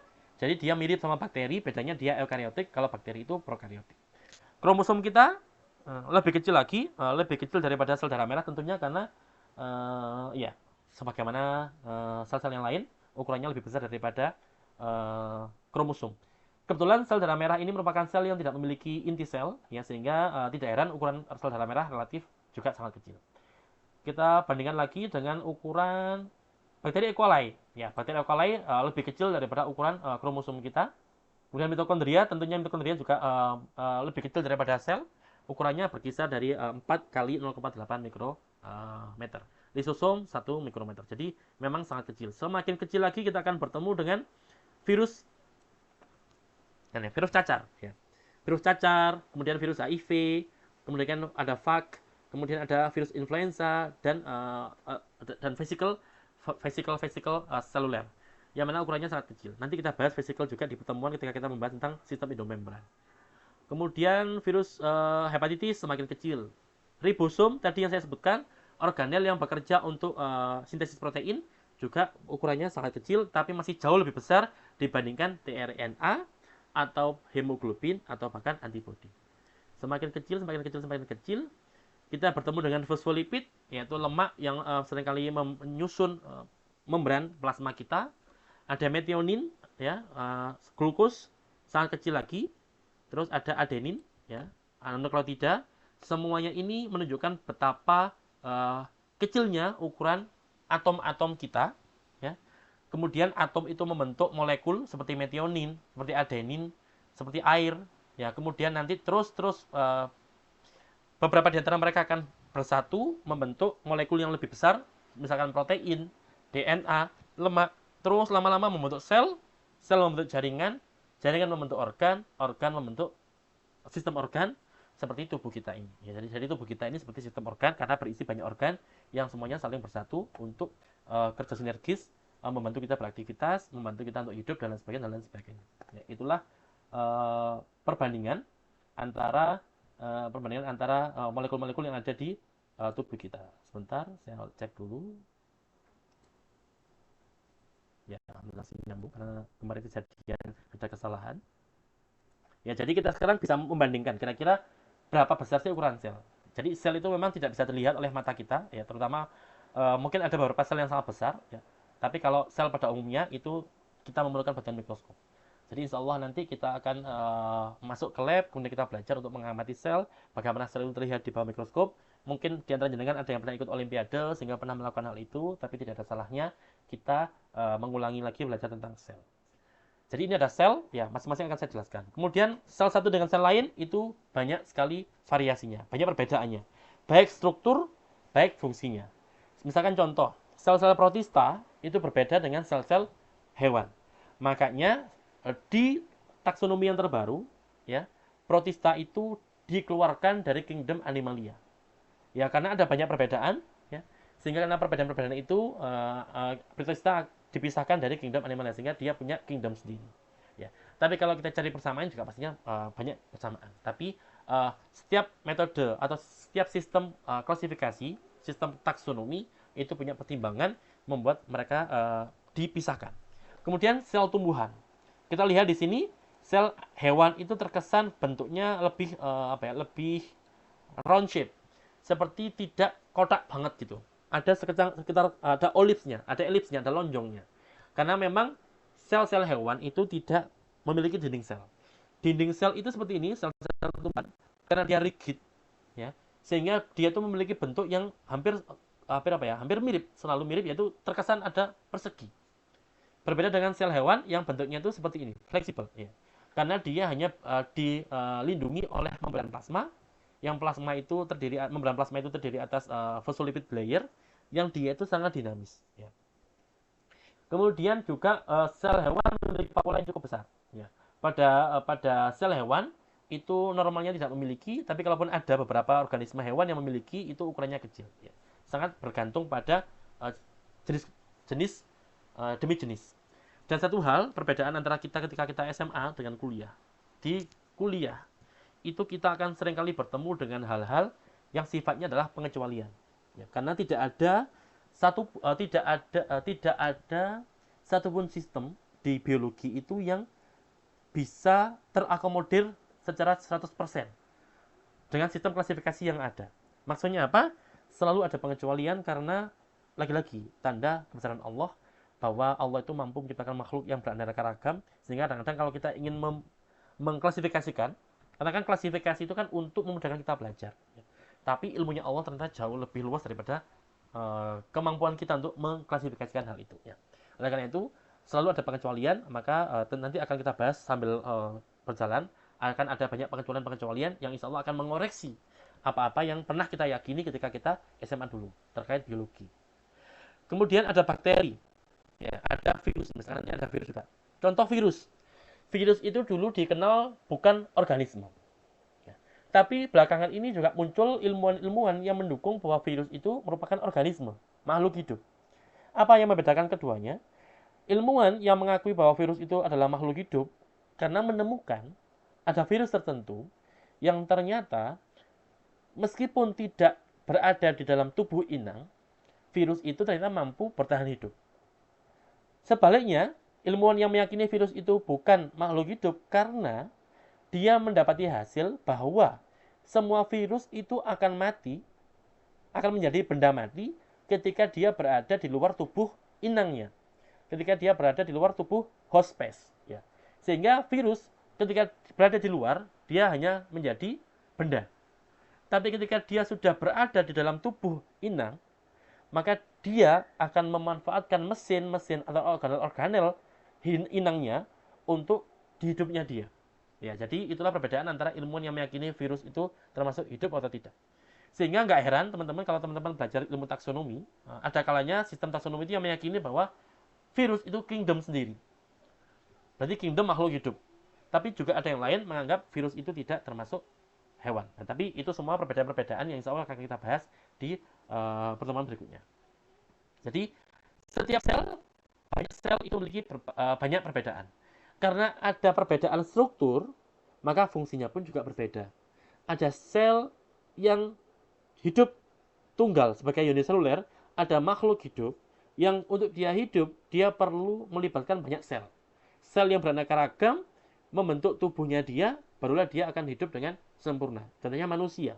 Kita punya sel kulit, kita punya sel saraf, kita punya sel tulang, kita punya sel otot. Jadi sel banyak membentuk tubuh kita.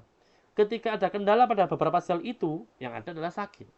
Sakit di tulang, bisa jadi karena sel tulangnya kurang maksimal. Sakit di otot, bisa jadi karena ada sel di otot yang kurang maksimal. Jadi kalau kita saat ini merasa nggak sakit, itu tanda bahwasanya semua yang ada di tubuh kita bekerja sebagaimana mestinya, terutama sel-selnya. Ya, jadi itulah hubungan antara sel dengan jaringan, jaringan dengan organ, organ dengan sistem organ, sistem organ dengan tubuh kita. Karena sebenarnya kita ini hidup normal, sehat, karena sel-sel yang menyusun tubuh kita sehat. Ada satu sel saja yang mungkin mengalami mutasi, seseorang itu bisa sampai kanker.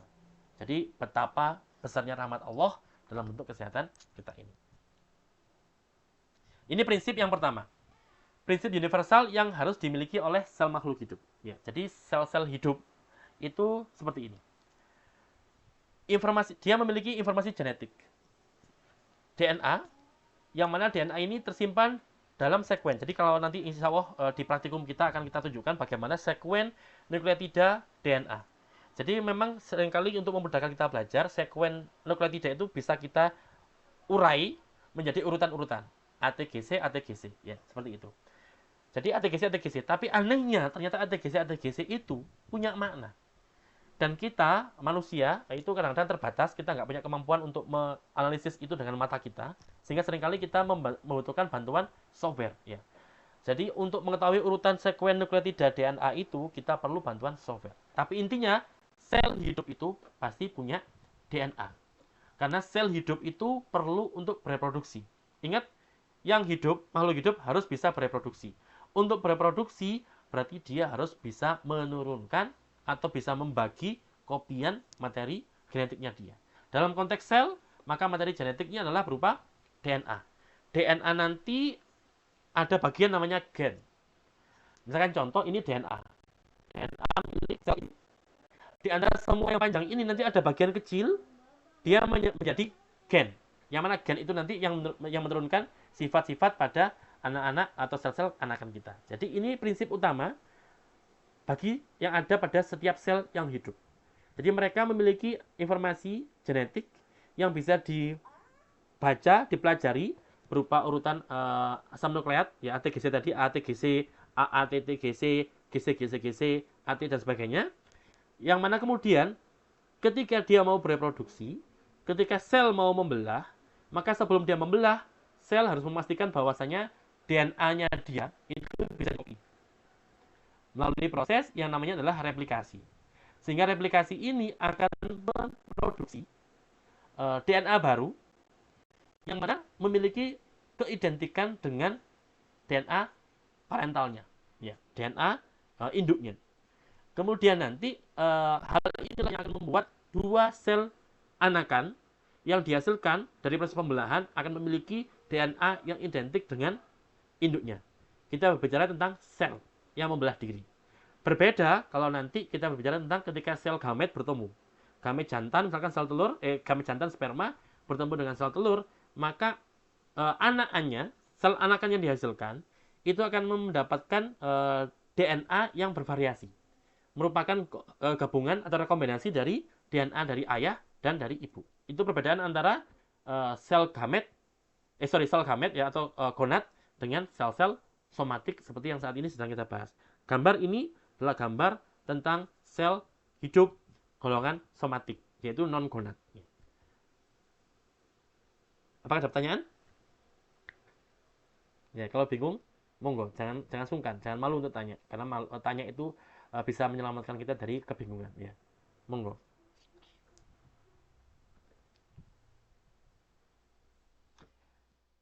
Oke, kalau nggak ada pertanyaan, kita lanjut ke berikutnya. Prinsip yang kedua, prinsip-prinsip universal pada sel-sel makhluk hidup atau pada sel yang hidup, yaitu saya sebutkan bahwasanya dari DNA itu ada sebagian fragmen kecil yang mana dia disebut sebagai gen. Yang mana gen ini diyakini menjadi cakaran untuk membuat protein. Ya, seperti ini. Jadi ingat, gen itu hanya bagian kecil dari DNA. Jadi tidak semua DNA adalah gen. Tapi kalau gen, pasti DNA. Saya ulangi, DNA itu panjang sekali. Insya Allah nanti kita ada praktikum untuk mengisolasi DNA. DNA itu panjang sekali, dan dari yang panjang itu ada bagian-bagian kecil, fragmen-fragmen kecil yang namanya gen. Yang gen inilah yang berfungsi untuk mengkode protein-protein tertentu. Tapi tidak semua DNA adalah gen. Karena ingat, gen hanya mencakup bagian kecil daripada DNA. Ya. Nah, gen itu sendiri untuk bisa menjadi protein, ya, proses yang cukup panjang. Ya. Jadi ini disampaikan bahwasanya sekuen asam nukleat linear. Jadi sekuen asam nukleat DNA itu sendiri merupakan kode untuk atau cetakan untuk membuat protein, baik 3 dimensi maupun juga RNA. Ya. Contohnya ini. Teman-teman yang mungkin pernah dengar istilah transkripsi gen. Transkripsi gen adalah proses pembacaan gen, kemudian hal itu akan dikonversi untuk menghasilkan molekul baru namanya mRNA. Untuk bisa melakukan transkripsi ada kompleks enzim namanya RNA polymerase 2 yang dominan kerja di manusia. Jadi gen ini akan dibaca oleh kompleks enzim tadi, RNA polymerase, kemudian akan ditranskripsi sehingga dihasilkan namanya mRNA atau messenger RNA.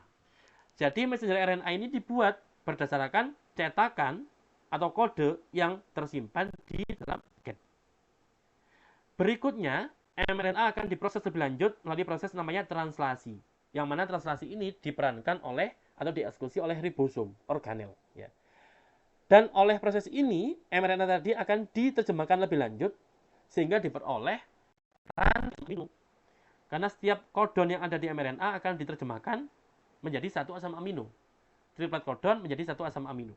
Sehingga nanti mRNA ini dibaca, dikonversi, diterjemahkan, sehingga nanti akan dihasilkan rantai asam amino. Misalkan apa? Metionin, prolin, lisin, seterusnya. Dan rantai asam amino inilah nanti yang menjadi protein. Ya, ini yang kita bahas di pertemuan kita berikutnya. Tapi intinya, setiap sel yang hidup itu memiliki sekuen asam nukleat linear. Jadi linear seperti bola gitu, seperti benang. Yang mana nanti dia menyimpan kode genetik untuk membuat mRNA dan juga pada akhirnya nanti untuk membuat protein. Dan tubuh kita itu, mayoritas tubuh kita itu aktivitasnya, metabolismenya itu diperankan oleh protein-protein. Makanya nanti protein itu kita bahas cukup panjang ya, karena memang protein ini memegang peranan yang sangat penting untuk hidup kita, untuk sel kita, termasuk juga untuk tubuh kita pastinya. Itu prinsip yang kedua. Prinsip yang ketiga adalah struktur makromolekuler. Itu atau struktur molekul yang berukuran besar, makro, itu terbentuk dari subunit-subunit kecil penyusunnya. Contoh, kita baca dari kanan. Ya. Kromosom itu merupakan pemampatan atau merupakan merupakan struktur yang berisi DNA dan juga atau gampangnya kromosom itu merupakan fiber atau serat kromatin yang mana digulung-gulung, dimampatkan sehingga kromosom yang sangat panjang itu bisa dimasukkan ke dalam inti sel yang ukurannya sangat kecil. Nanti teman-teman akan lihat betapa luar biasanya kromosom itu. DNA itu. Jadi kalau DNA itu dimasukkan ke inti sel tanpa digulung seperti ini, itu mustahil, nggak bisa. Tapi berkat proses penggulungan yang sangat canggih inilah, maka DNA itu bisa masuk ke dalam inti sel. Inti sel itu sangat kecil sekali, tapi dengan pola semacam ini bisa dimampatkan sehingga cukup masuk ke dalam inti sel. Dan ingat, kita manusia punya berapa kromosom? Kita punya 46 kromosom atau 23 pasang kromosom. Dan kita punya 46 kromosom di seluruh sel yang ada di tubuh kita. Kecuali sel gamet, yaitu sel sperma atau sel telur. Nah, kemudian kembali ke kiri. Nah, kromosom ini merupakan fiber kromatin, serat kromatin yang dimampatkan. Nah, sekarang pertanyaannya, fiber kromatin itu apa? Ternyata fiber kromatin itu merupakan kompleks yang tersusun atas gabungan antara DNA yang dipilin oleh protein-protein tertentu. Contohnya yang paling terkenal adalah protein histon. Jadi DNA yang sangat panjang itu digulung dengan bantuan protein histon. Dan gabungan antara protein histon dengan DNA yang digulung tadi itu membentuk kromatin fiber atau fiber kromatin. Dan banyak gulungan semacam ini akan membentuk struktur yang lebih kompleks, lebih mampat, lebih padat, namanya kromosom.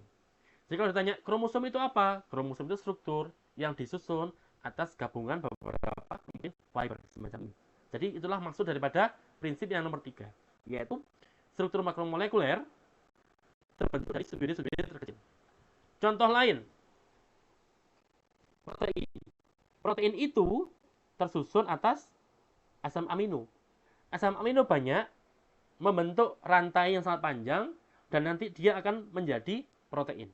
Jadi protein itu makromolekul tersusun dari asam amino.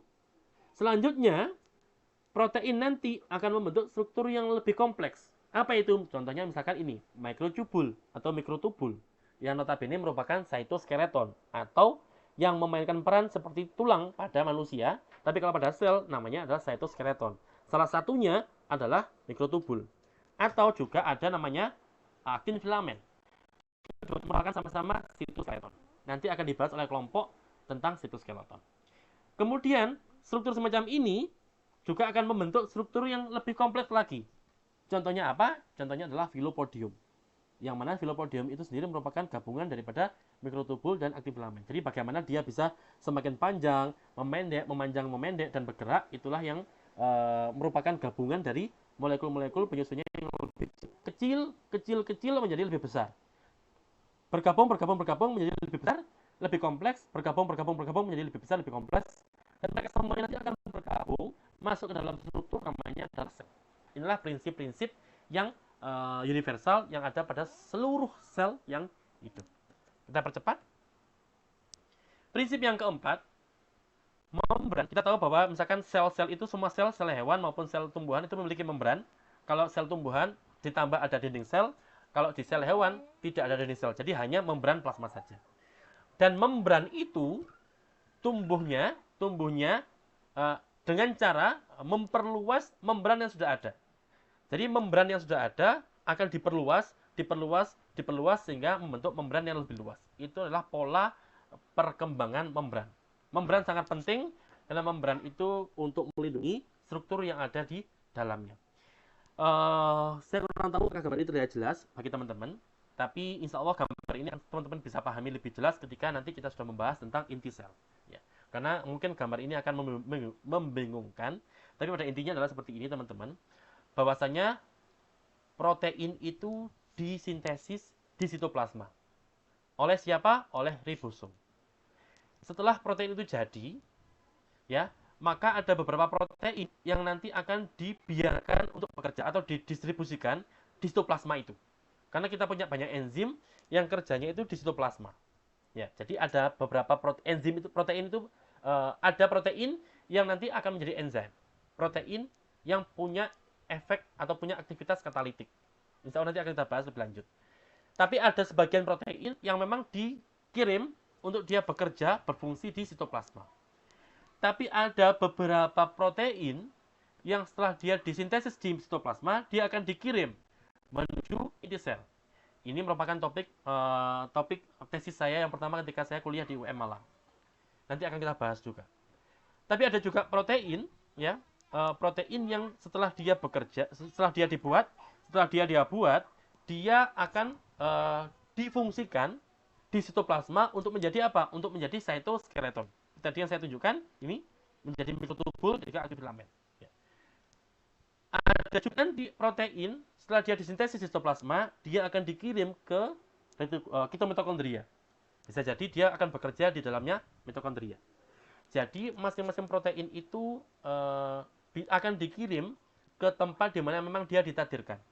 Setiap protein sudah punya takdirnya mau dikirimkan kemana. Ya, nanti akan saya tunjukkan pekan di pertemuan berikutnya video yang bisa menjelaskan bagaimana mekanisme ini terjadi dan bagaimana ceritanya kok mereka bisa dikirim ke tempat yang tidak salah. Karena kalau salah kirim, tentunya akan berdampak pada munculnya penyakit-penyakit tertentu. Nah, kemudian juga ada beberapa beberapa ada protein, yang ini yang saya tunjukkan tadi terkait prinsip keempat. Ada juga protein setelah dia diproduksi dan sel itu akan tahu bahwa oh, protein ini harus dikirim ke membran. Maka karena membran kita merupakan struktur yang didominasi oleh lemak, sedangkan sitoplasma kita adalah struktur yang didominasi oleh air, maka ingat, lemak ketemu air tidak bisa bersatu. Sehingga nanti perlu dikondisikan. Protein-protein semacam ini nanti perlu untuk di packaging terlebih dahulu supaya nanti dia bisa dikirimkan menuju membran dengan cara yang benar. Tidak terpengaruh oleh cairan yang ada di sitoplasma. Ingat, ini adalah protein yang nanti kerjanya di lemak, membran, lemak. Sehingga dia memiliki sifat suka dengan lemak. Sehingga molekul-molekul yang suka dengan lemak ketika dia bertemu dengan air di sitoplasma, dia akan infungsional, tidak berfungsi. Maka dia perlu dipackaging sedemikian rupa, ya, biasanya dengan bantuan aparatus Golgi. Maka di aparatus Golgi dia nanti akan di packaging dalam vesicle. Vesicle itu kayak kantong-kantong gitu. Yang mana kantong ini lapisannya itu mirip dengan struktur membran. Sehingga nanti dia seolah di packaging, dikirim ke membran. Pada akhirnya nanti setelah sampai membran baru dia nanti akan dilepaskan.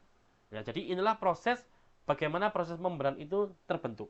Jadi membran itu dibentuk dengan cara membran yang sudah ada diperluas.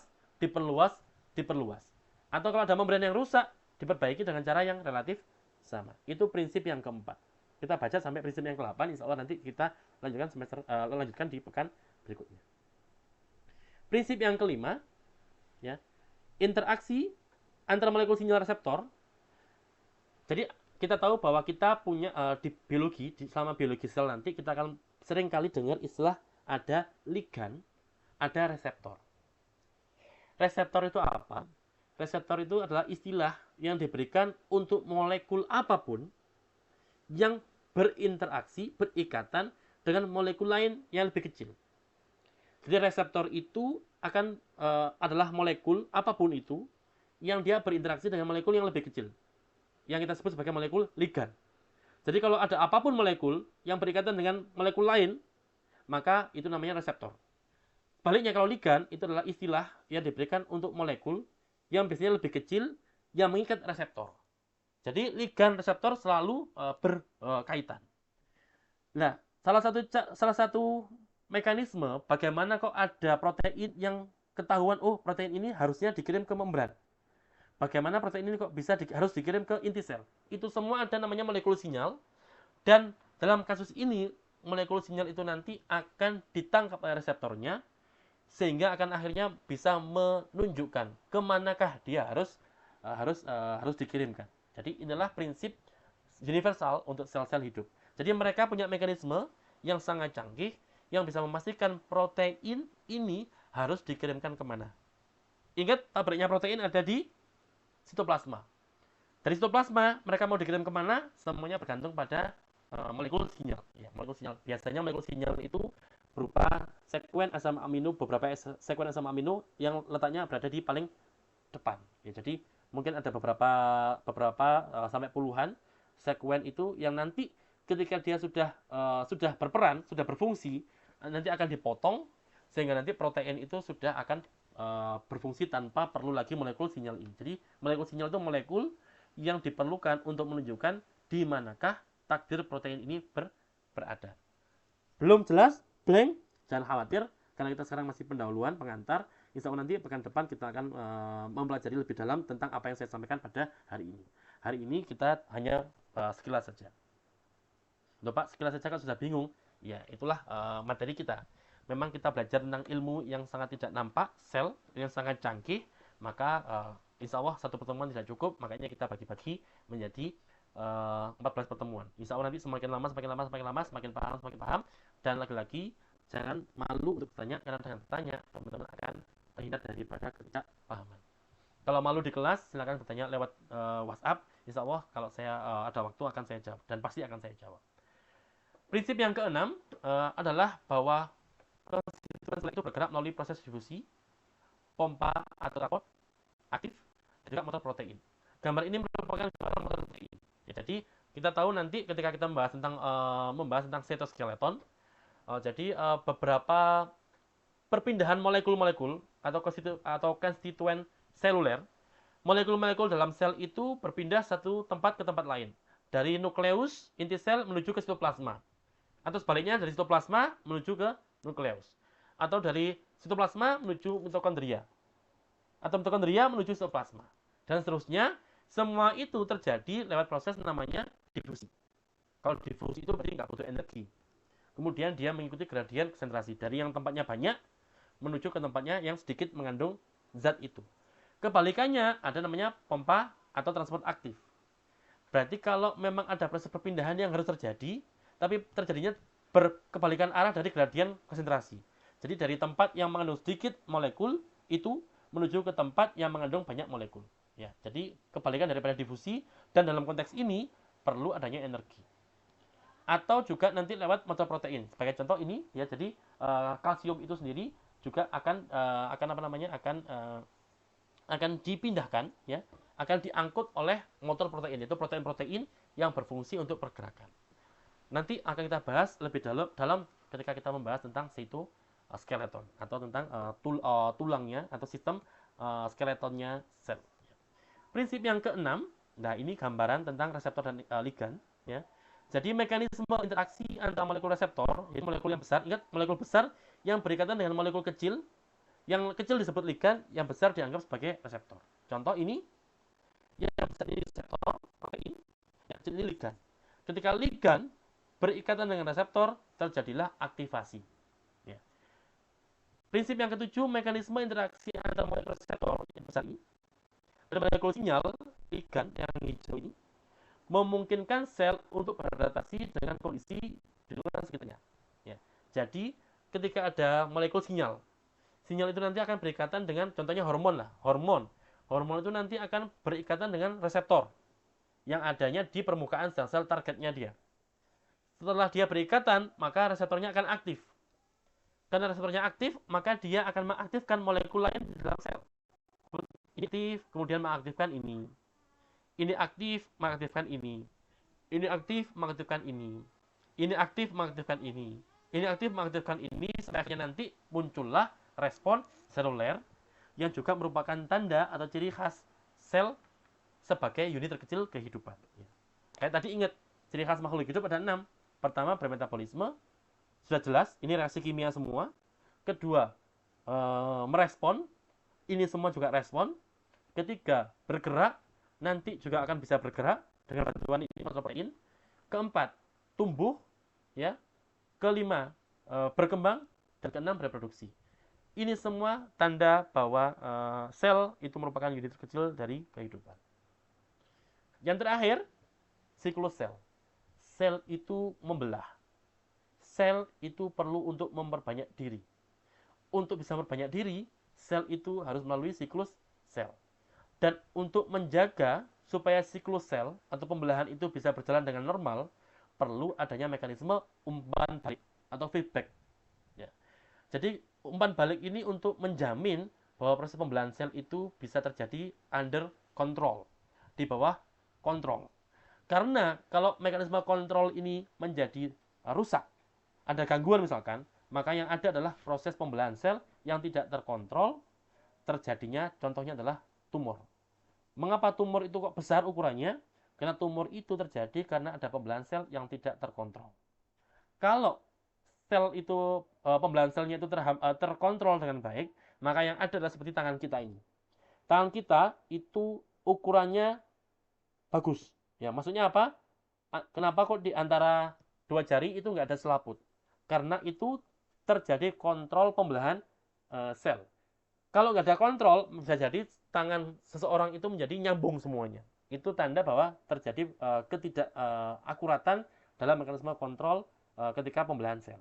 Jadi fakta bahwa jari kita itu ada cekukannya seperti ini, kaki kita juga sama, kemudian bagaimana kok bagian kanan wajah kita dengan kirinya itu hampir sama, kok mata kita kanan kiri itu hampir sama, itu fakta bahwa siklus sel atau pembelahan sel bisa terjadi under control. Itulah topik kita pada hari ini. topik ini akan kita bahas di pekan depan. Jadi silakan teman-teman, kalau sebelum kita akhiri, kalau ada pertanyaan bisa disampaikan. Monggo, saya tunggu. Sambil saya izin minum dulu.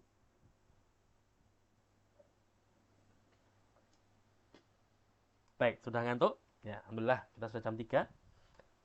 Karena sudah waktunya, kita kurang setengah jam sebenarnya, tapi nggak masalah, nanti akan kita ganti di praktikum kita, karena praktikum pastinya akan memerlukan waktu lebih panjang. Maka kita akhiri perkuliahan kita pada sore hari ini. Semoga apa yang kita pelajari pada sore hari ini bisa bermanfaat fid dini wa dunya wal akhirah. Amin amin ya rabbal alamin. Kita tutup dengan membaca doa yang insya Allah akan kita istiqomahkan membaca doa ini di setiap akhir perkuliahan kita.